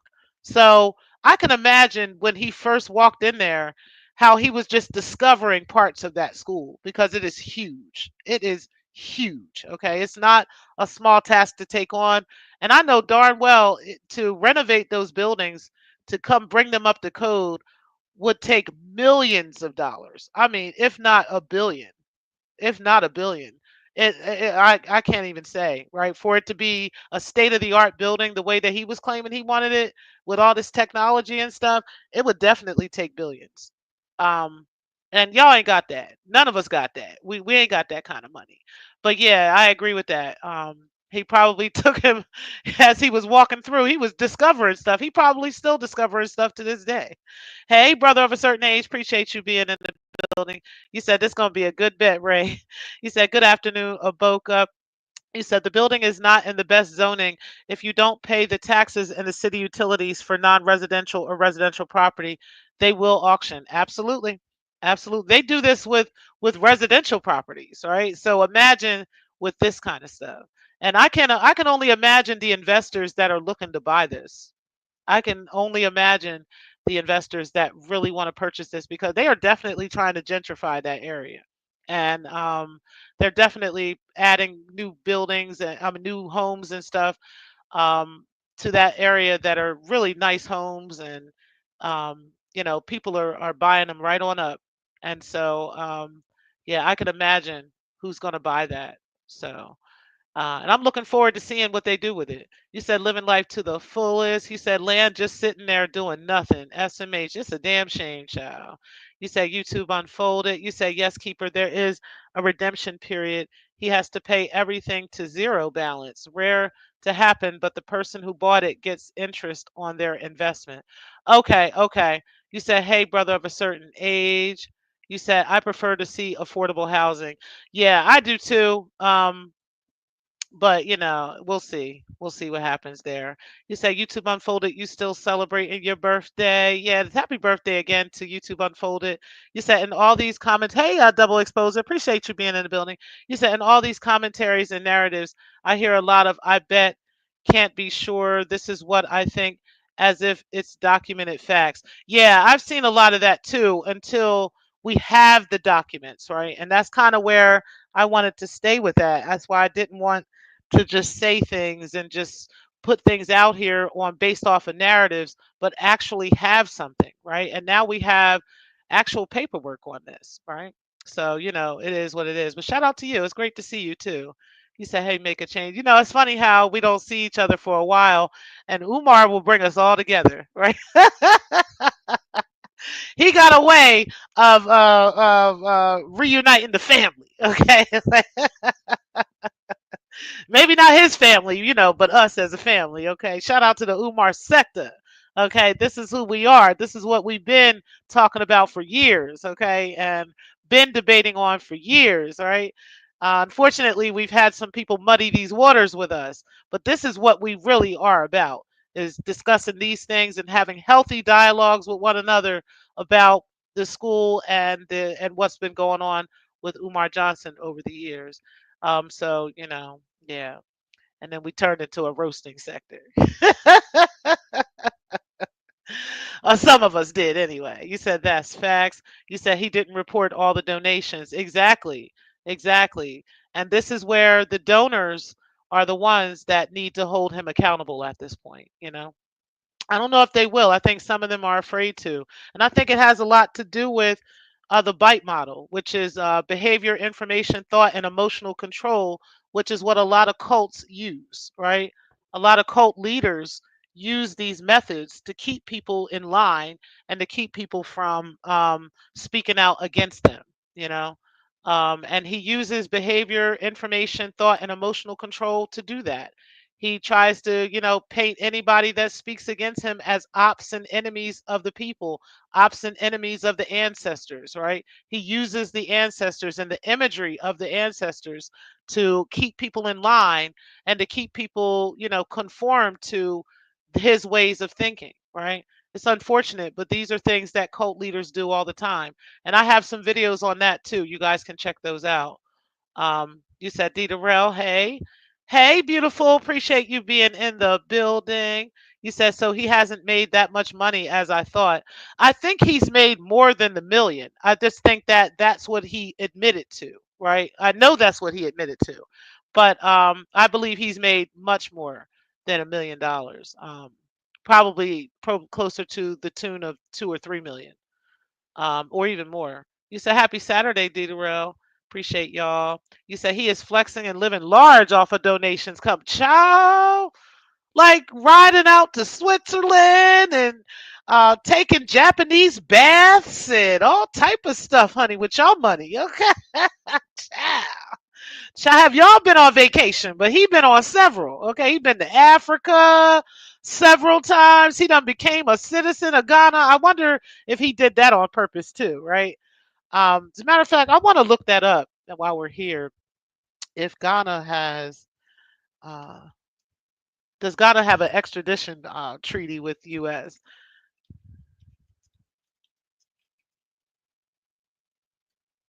Let's check that out real quick. Okay, so it does. So unfortunately, yep, since 1931, Umar, yeah, you would if you went to Ghana, okay, the IRS could still come for you. Okay, so I don't know what you thought was going to happen as a citizen of Ghana, but you could still get your ass brought over here, okay, and you could still go to jail. So yeah, unfortunately, sir, yes.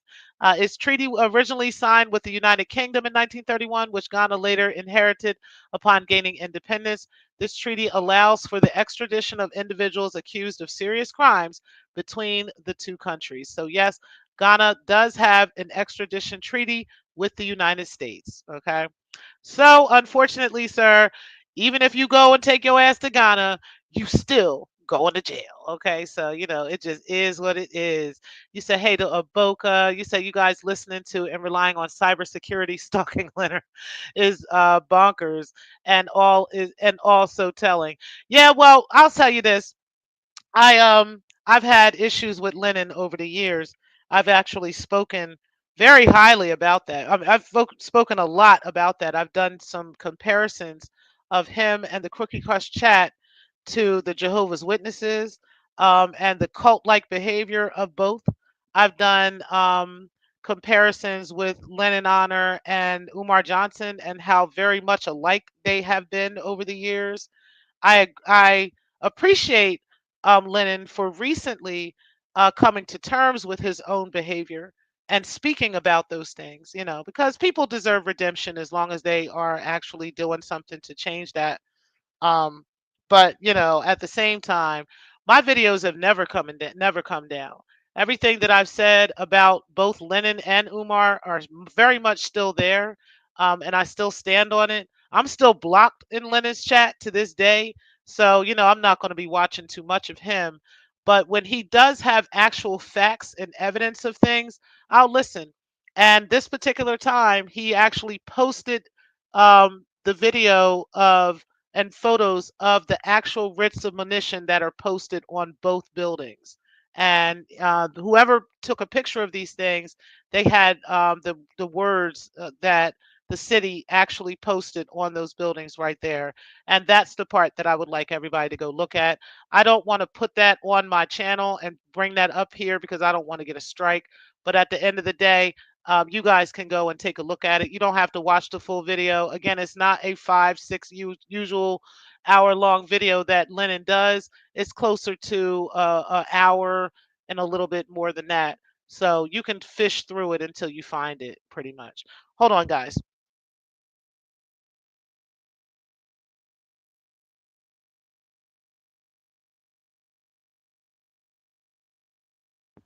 Okay. So anyway, hold on one second. Okay. So anyway, yeah, so that's how I feel about him. And so I do agree with you to a certain but again, like I said, when people do post actual facts and they have something that is tangible, I'll talk about it. And that's definitely what happened in this case. You say year after year the building is deteriorating terribly, right? I can imagine because he's never walked through that full building with us, never. He's never done that.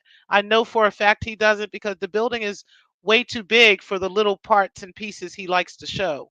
Probably the only person that can attest to this is Don, right? Because I know that he's probably been through that entire, at least the junior high school side of it. The other side of it is probably so moldy, and has so many issues. You probably can't even go in there, without wearing a hazmat suit, or without coming out with some serious, lung issues, right? So yeah, I think that he hasn't really shown just how bad that building is deteriorated, right? We've never seen the roof, right? So therefore, we don't know how many holes are in that roof. We don't know how many, how much water damage is in other parts of that building. There's a reason why those ceiling tiles are out of place and so forth and so on. It tells me it's water damage. You can see a lot of water damage on those walls and stuff like that too. And even on the high school on the outside, he has mistakenly shown that recently of how much mold is out on that building. So it just is what it is. He says she's showing the actual site from state municipality. Yeah, yeah, and that's what I'm showing. But I understand. Double exposure and you've been around for a while, so I understand exactly what double exposure is saying. I have we have all of us have a history, and I get it because I have also felt like this about Lennon myself, right?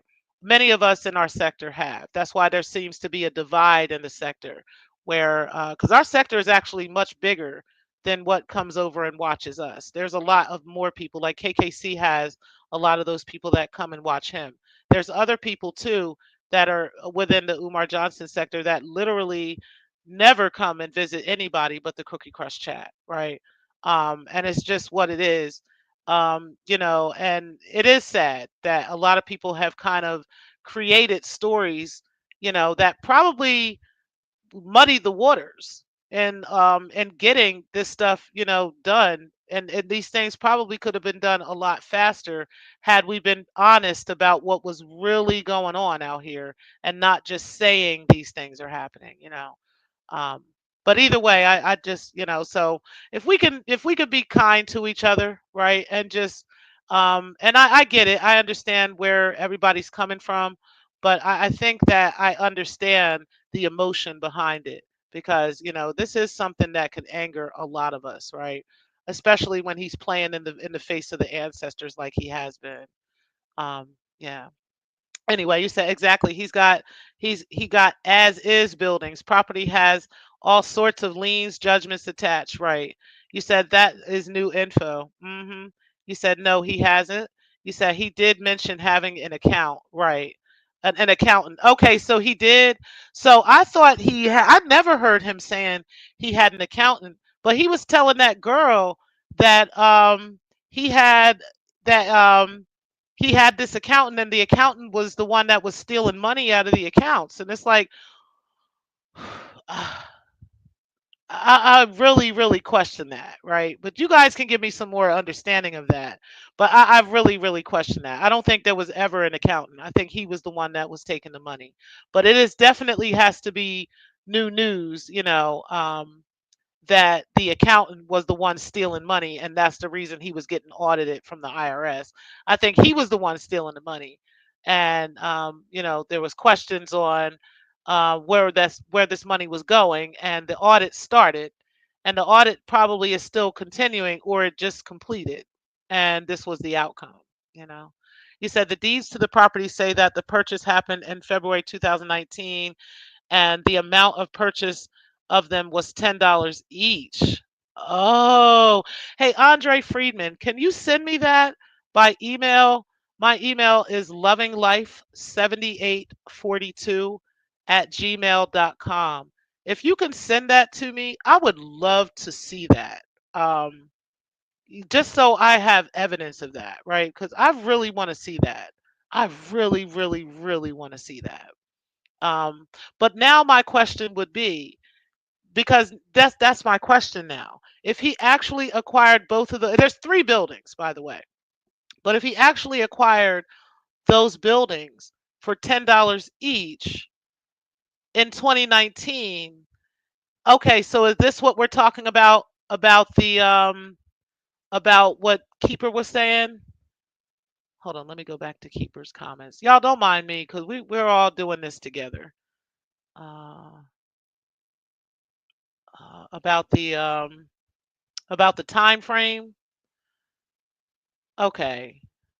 After the tax sale notice, he'll have a few months of the redemption period. Okay. I need to do some more research on this because I'm not familiar with this. So I want to do more research on that, and then I'm going to get back to you guys about that. This is going to be another video we're going to do, so we can have an explanation of this. Because if he purchased these properties in 2019, which is what he's been telling everybody, right? Then is this redemption period you guys talking about? Is this from the 2016? Okay, because that's kind of what I want to know. But that's a big difference. That's like 3 years, right? That's a 3 year difference. Well, two almost little two and a half almost, right? Because it would have been October of 2016 and then to February of 2019. I don't know. I need to get more research on this. I need more evidence, more information on this. You said one preparer of the tax returns is usually not held responsible for fraudulent returns. The name on the return gets heat. Right, right. I agree. Um,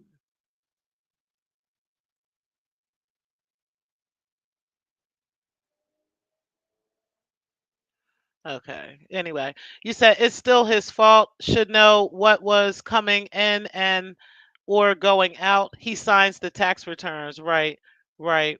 You said we will all see. Yeah, I'm not sure why you're so upset, double exposure, but I hear you, but I'm not saying anything that anyone else isn't saying. You said Japan and China and other places he has gone to have hosted him and paid for his travel and hotel. Yeah, okay, we'll see. You said I don't think he'll own the building for much longer. It's not viable. It can't be because of what's actually going on, right? Like they said, the liens came through and the judgment is here. It's on paper. Like regardless of what you want it to be, right? I understand this is upsetting. I understand that people want this to be a certain way, but it is what it is at this point. And this it's on paper. I pulled it up on Wilmington's websites. I pulled it up in the courts. You can look for yourself. I am definitely going to put the links, and I am also going to provide the case numbers, and you guys can look it up for yourself. And we don't have to argue back and forth over little nuances, right? We could just simply show, like you're saying, living life. He's not going to own these buildings much longer unless you guys have $36,000 to give over for these property taxes. It's over at this point, you know. They will come and they are going to do this sheriff sale. You said, is the area landmarked for regeneration?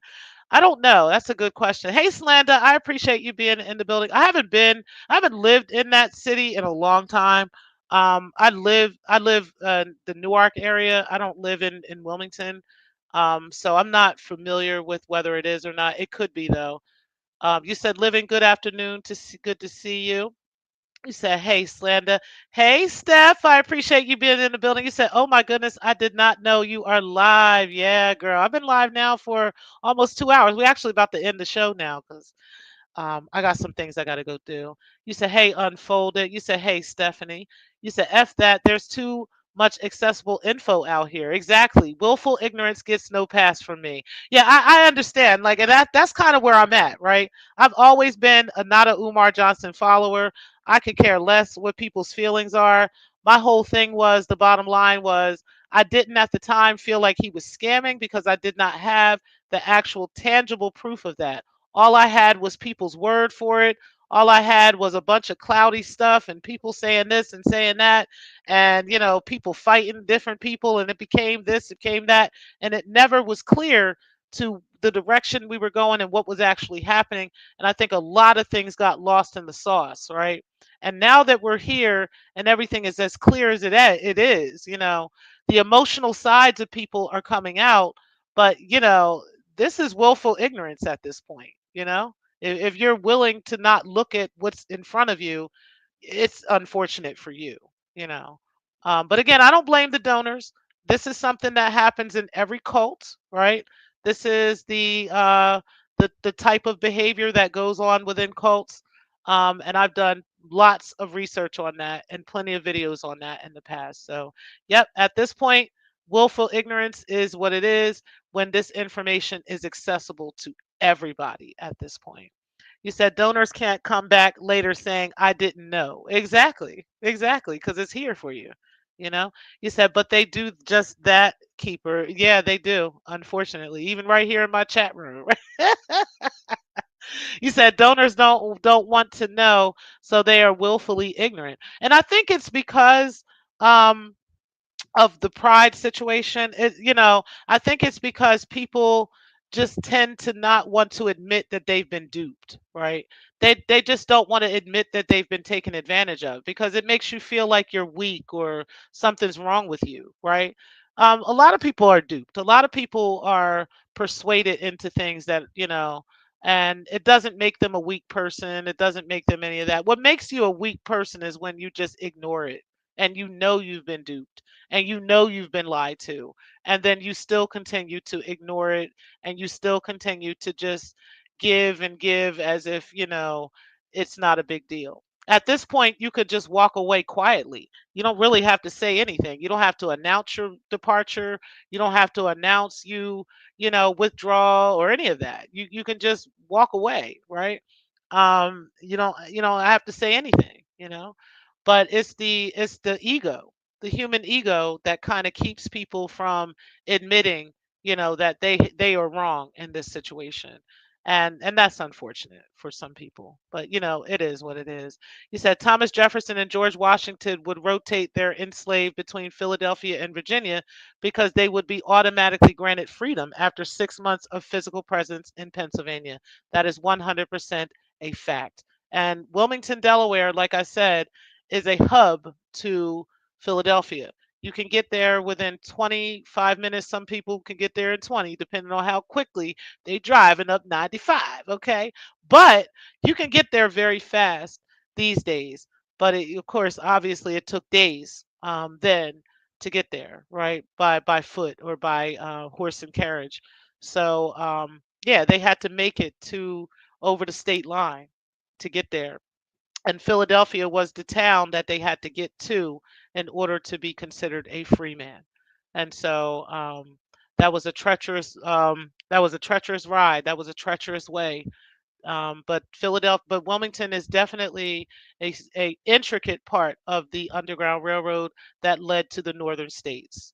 And many of those homes right there on the east side, right by the Brandywine River, right by the Delaware River, is exactly the water that the slaves came through, the woods that the slaves came through, and the houses that they stayed on. And there's a lot of monikers out there to prove this. So this is stuff that could be looked up. You don't even have to.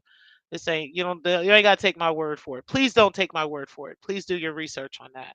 You said, hey, YouTube Unfolded. You said, yep, the government wants to make money off the land. Yeah. He said, glad there's no goofy talk over here. Child.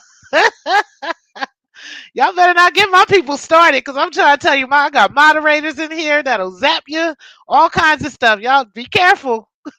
Be careful down there in the lounge chat, okay? They don't play around in here. My mods don't play. You said many woke up to stank on Umar's stank bars scam, but critical thinking is a crisis these days. Okay, child, it really is.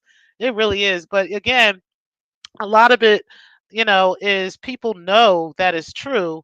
They just don't want to admit that they have been duped, right? They don't want to admit that they have been lied to because it makes you feel like, something's wrong. You got to second guess yourself, question yourself, and all these other things. You now have to look yourself in the mirror and say, hey, where did this all come from? You know? And that's unfortunate that some people aren't willing to do that.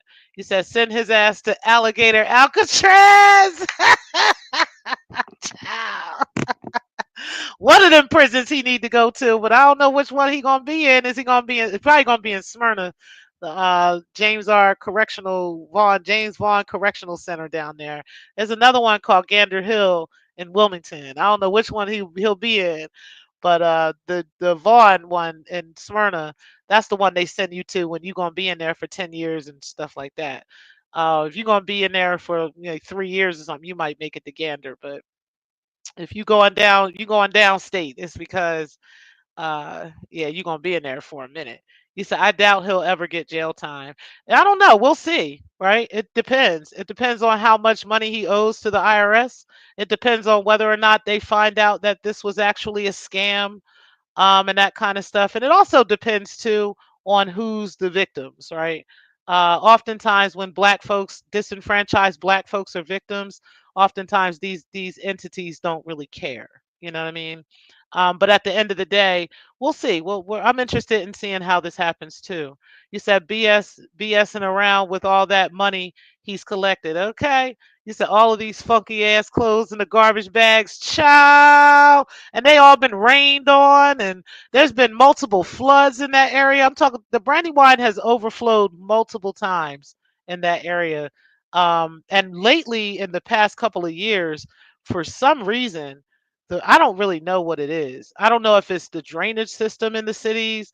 I don't know the drainage systems in the city. I don't know what's going on, but there have been catastrophic floods in Wilmington this year, and in the past couple of years too. I remember like they had to send helicopters and stuff like over the land just so you can get a scope of how bad it was, right? Because you couldn't walk through there. It was so bad. Like you needed boats to get through there, in certain parts of the city. So I really don't understand. I'm not sure what's happening with that, but that wasn't always a thing, but it's definitely happening now. You said if people are still sending him money, then it's on them at this point. Okay, at child, yep, yep. You said, yeah, he said the PayPal a while back. Oh, okay, okay. Yeah, so I thought he had the other day he was asking them to send money to his PayPal. And I guess now the PayPal ain't working either, child. Okay. At this point, y'all just gonna have to hand this nigga money, okay? Y'all just gonna have to be like, here you go. I got $10 in cash for you. Like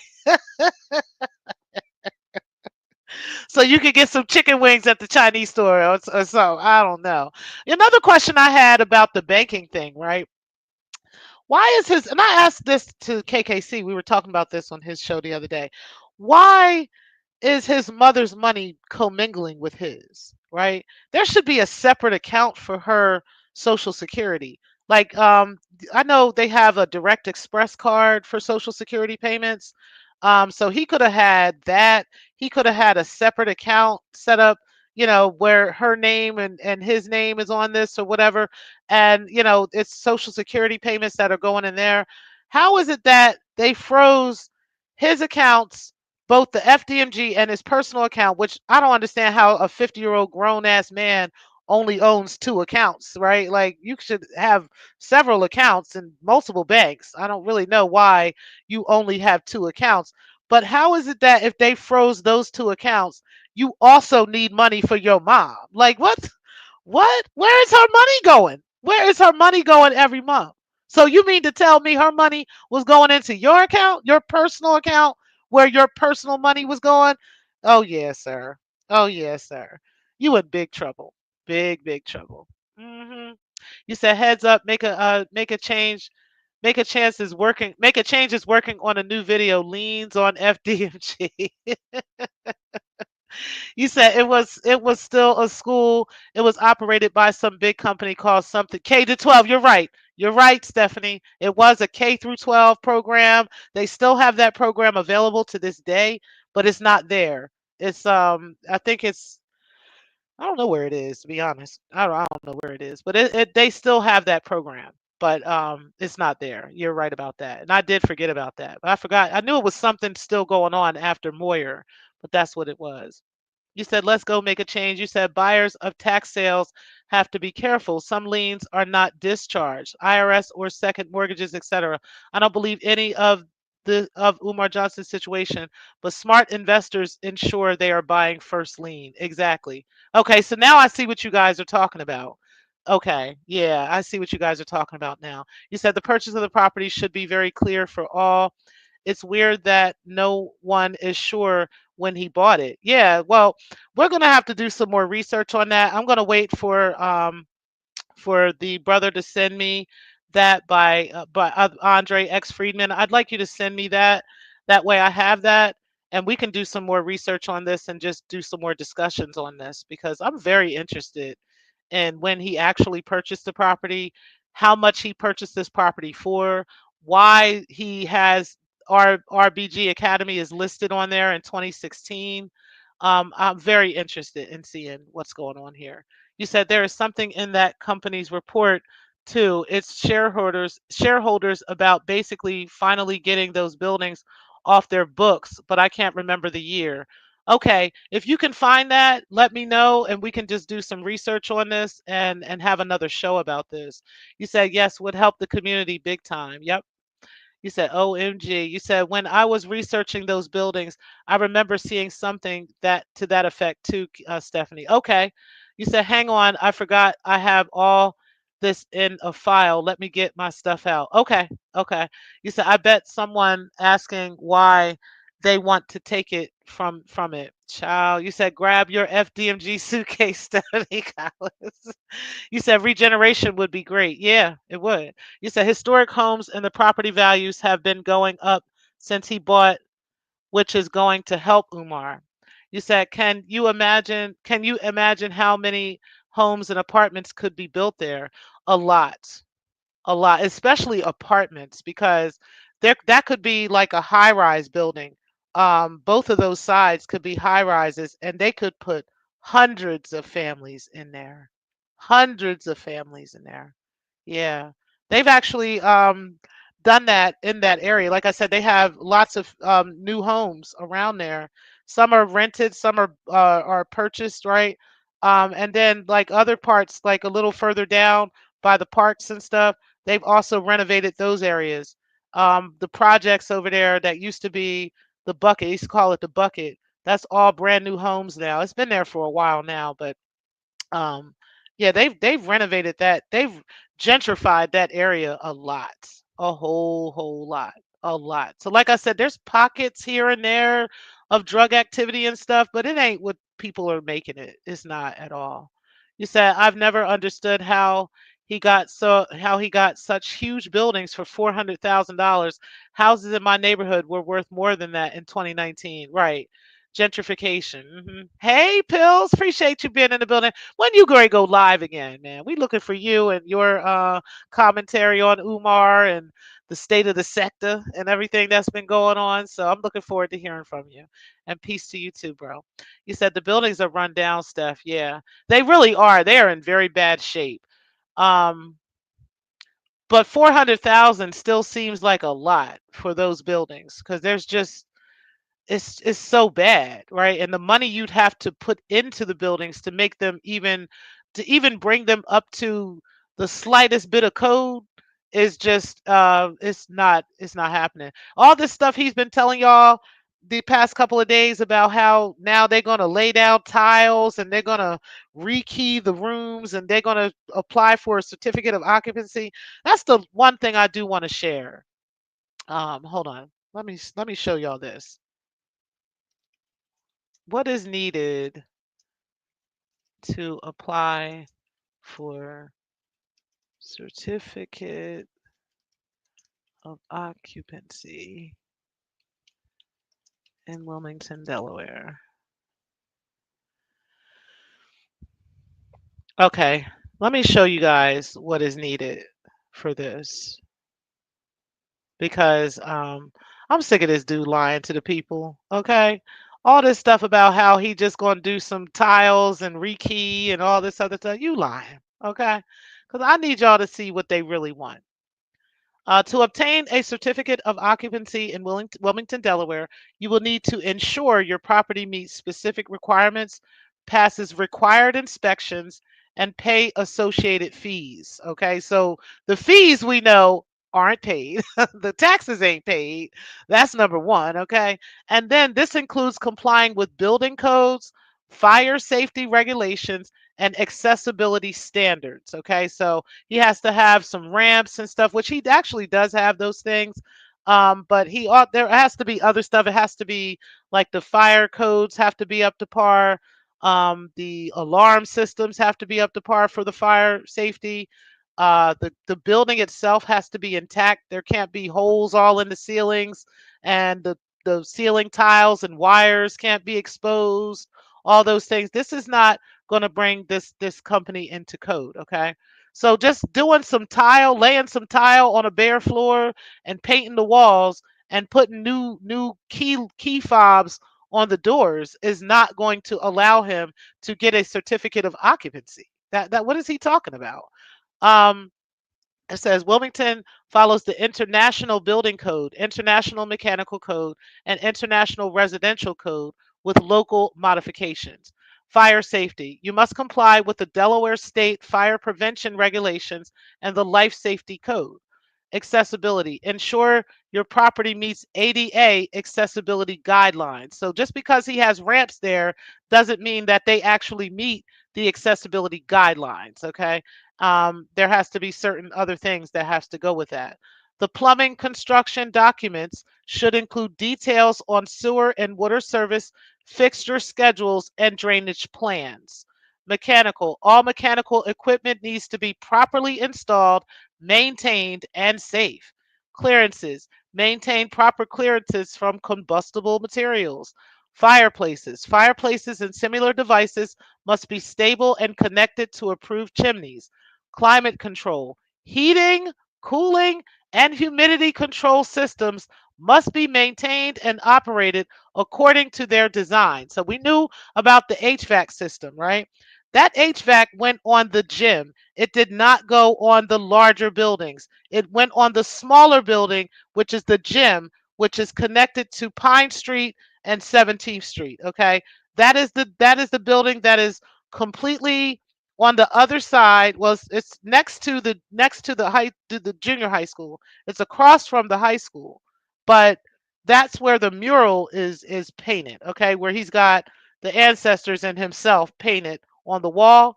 That's the gym, okay, and that is the only place where an HVAC was installed, okay, not anywhere else but that gym, okay. So no, guys, he wasted the stolen money from his donors on an HVAC to install on a gym that he still cannot use and is still not up to building codes and building standards. Okay. Um, like when he was going around turning on the water and all that stuff in the bathrooms, that was the gym bathrooms. That was not the junior high school. That was not the high school. It certainly wasn't the high school. So the HVAC has to be done. Number two, required inspections, multiple inspections. You'll likely need inspections for fire safety, electrical, plumbing, and sewer, HVAC, insulation, and any mechanical systems like elevators. Final inspection. A final inspection is also required. Three, other requirements. Parking. You need to ensure adequate parking is available. Landscaping, meet landscaping requirements. So even the outside of the buildings isn't up to par. Storm drainage. Proper storm drainage is necessary. Fees. Be prepared to pay the certificate of occupancy fees, which vary depending on the type of building or project. Okay. And then it tells you the application project, the process, what you would need, the permits you would need, right? Which he has never applied for. Shout out to KKC, who was able to prove that by showing actual documents, because these are documents that would be on the city's website if somebody had the actual permits that they applied for in order to do renovations on that building, which is something he never did. So this is probably why they're assessing him for these outside fees now, is because he was out here showing everybody on YouTube and on Instagram, hey guys, we painting the building, we painting, and the city probably fined him for that. Okay. Yeah, because he didn't have actual permits in place to do these renovations and constructions, okay, which you do need in order to do. And then the plan, he has to have a plan review. You'll need to submit plans and specifications for review by the fire marshal's office. The plan has to plans submit details, building plans, including site plans and plumbing plans. Applications need to be completed, the necessary permit and certificate of occupancy applications.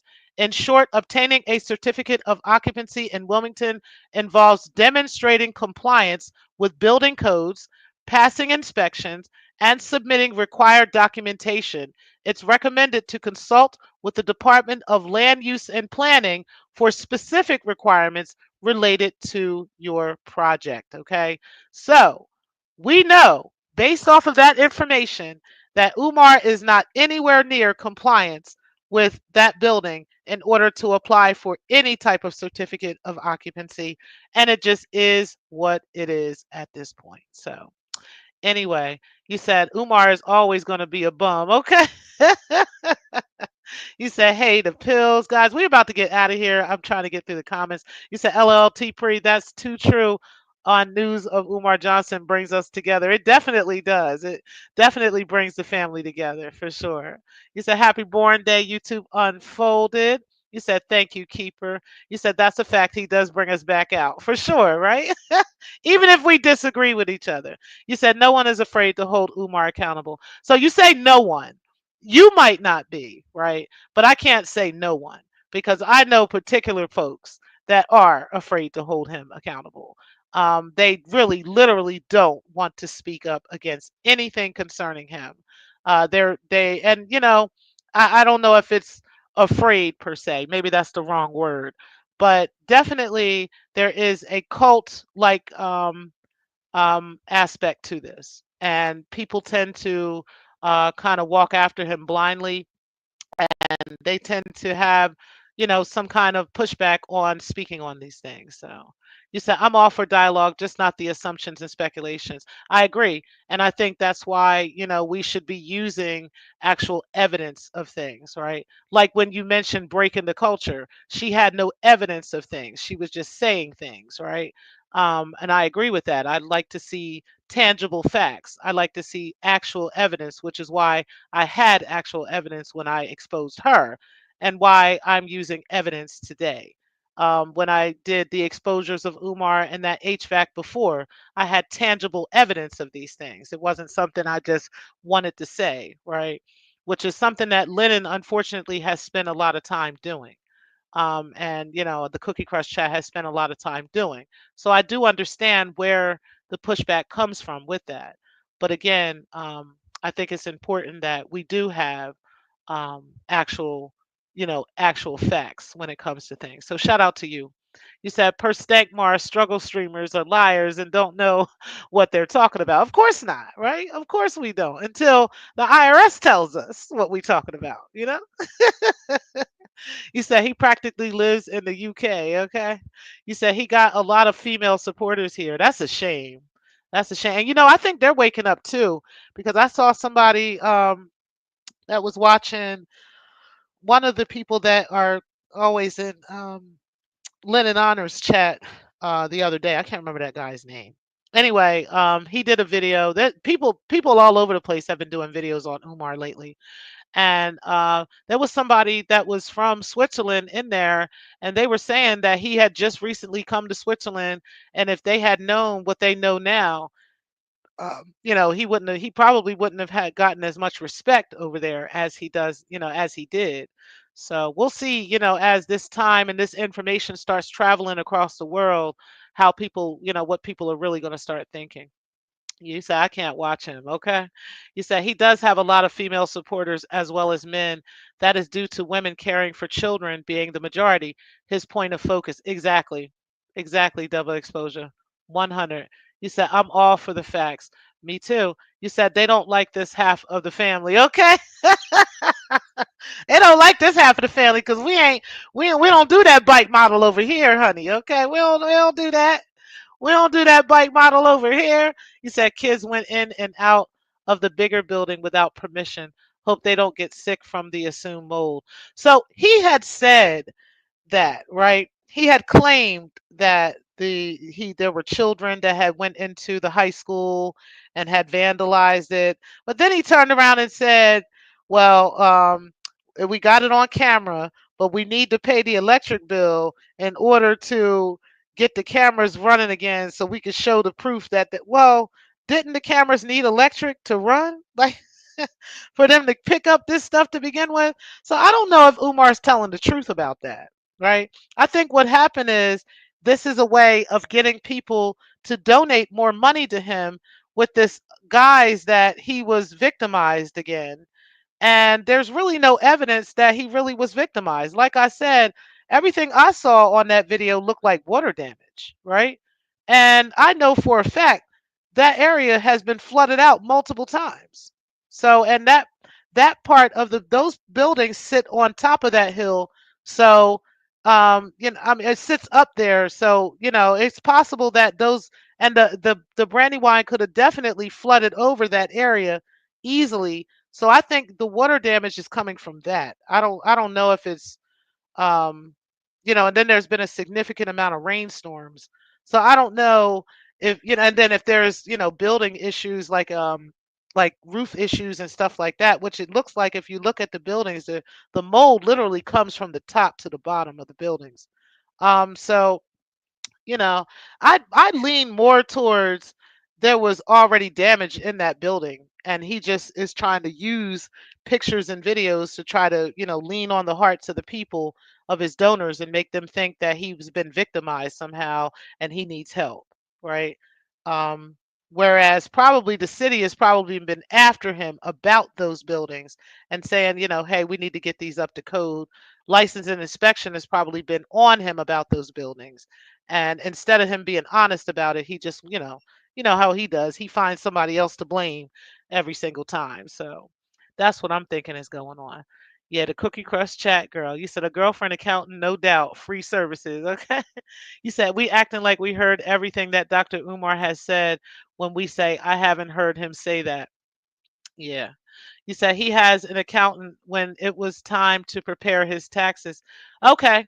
And that's what I'm wondering. Like, did he have an accountant when it was time for him to prepare his taxes? Because the question would be, why was the accountant telling him that he was getting zero in donations for all those years, right? Um, which is what made me think that the IRS has definitely been auditing him, and that they take their good old time doing that, right? They don't give him a time frame on that. So we'll see. But I think he was the accountant. And he was taking the money. Like, let's be real, right? You said the way the return looks, it looks like he prepared his own tax return. It's not hard to report no earnings, right? That's what I thought too. You said $10 for each building. That doesn't sound right, but hey, where is all the money now? Right. I need to see that too. If you can send me that, Andre, to again, lovinglife7842 at Gmail, I would really appreciate that because then I can do some more research on that. Me being in Delaware, I can put some boots on the ground about some things too. But yeah, let's take a look and see what's really going on with that. Um, you said I've got the date from 2019. $10 is an amount often listed as a masking number or a stand-in, so the parties involved don't have to disclose the amount of the sale. Okay. Okay. Send me that stuff. You already got my email. You said that K-12 company wanted those buildings out of their inventory by any means necessary. I'm sure they did. I'm sure they did because it's a money pit. You said interesting, Stephanie Collins, on the masking of numbers. Yes. You said the lady that hosted him and came out and interviewed with, let me see your transcript, said they hosted him and paid for his travel and hotel. Oh yeah, that's her name is Della Cream Della. She's actually speaking up against him lately a lot. She recently went live about him, so I don't know. She might be willing to tell a different story now. You said they dumped those bandos off on desperate Stankmar. Okay, he said, wonder if the foundation bought it, wouldn't it show on filings with government? It seems like it would, right? Thank you, Living Life. He said, what exactly is clear? What does the tax information say exactly? Individual interpretation. You said, I'm not mad at all at this at all. I'm looking for the absolute proof or evidence of misdoing because I've seen the mishandling and manipulation of information in this arena. I understand exactly where you're coming from, but I did show documents just now. And like I said, I can put a link to it all in the description box and you can take a look for yourself because that's one of the things I like is to have evidence of things, right? And not just be speaking off the side of my neck. So I agree. I think that we should have actual documents, actual evidence and tangible facts about what's actually going on because and I did show that. So hopefully you can go and take a look at that. You said because he's her carer, maybe. Yeah, but the thing, living life, is with Social Security, if you're collecting Social Security benefits for someone as a representative payee for them, you cannot mix and mingle their money with yours. That's an actual fact here in the US. I know you're in the UK, but in the US, you cannot mix and mingle their money. It has to be separate. It can't be um you can have like your name can be on the account as the representative payee, but that money has to be solely for them. And you have to be able to show that you're using that money for them. And you can't be just mixing and mingling that money with your own. That is a definite no-no in the US. So, with Social Security. So, you said his mom should be primary on her account and not commingling with his. Exactly. Exactly. You said his mother may have a separate account. How much money is she receiving and how often is she receiving it? It really doesn't matter, right? Whether how much it is, and I'm sure it's monthly if it's Social Security. So here's the thing: um, if he's if he is her representative payee, which he is her caretaker, so if that would make him her rep payee. If he's her representative payee, then the money should be separate from his own personal accounts. That's just the bottom line. I know that for a fact. Um, so, if she does have a separate account, then how come he's asking the people to help pay for his mother? Because he needs money to help take care of him and his mother. He literally said this just a few days ago on live.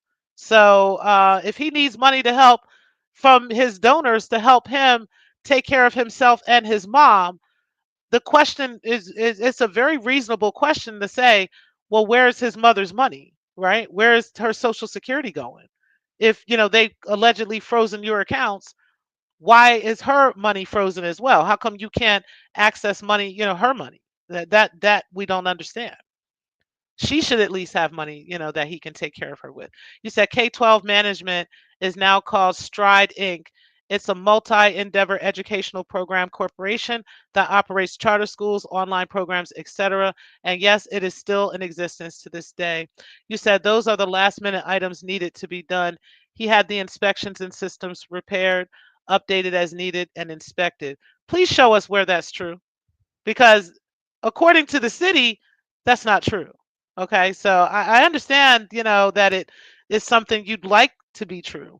But if you're saying to me, we need evidence of things, then we need your evidence too, you know. And I think that's only fair. You said he is looking to get the certificate for the smaller school. That doesn't make any sense because the smaller school is not up to code. It's just not. Period.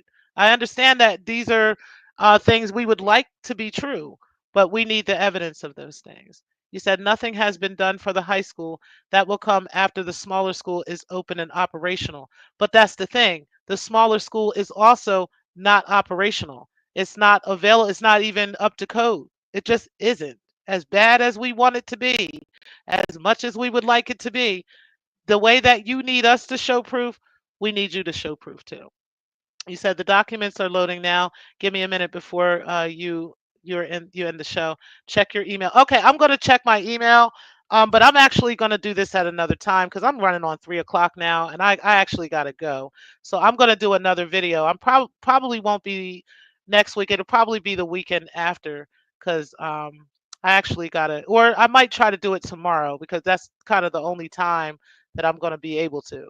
So we might try to pick this up again tomorrow. If not, you guys have got to give me another week or two because I'm going on vacation. Okay. You said he claimed that he had electricity and the cameras were on the building side, but not the big building side. You said, exactly. He's not paying for no account. Yeah, exactly. You said, oh, okay. You said on his tax filings, he had the name as a tax preparer firm on them and on his 2024 filing, but put a notation that they are not responsible for the information in the filing. It was supplied to them.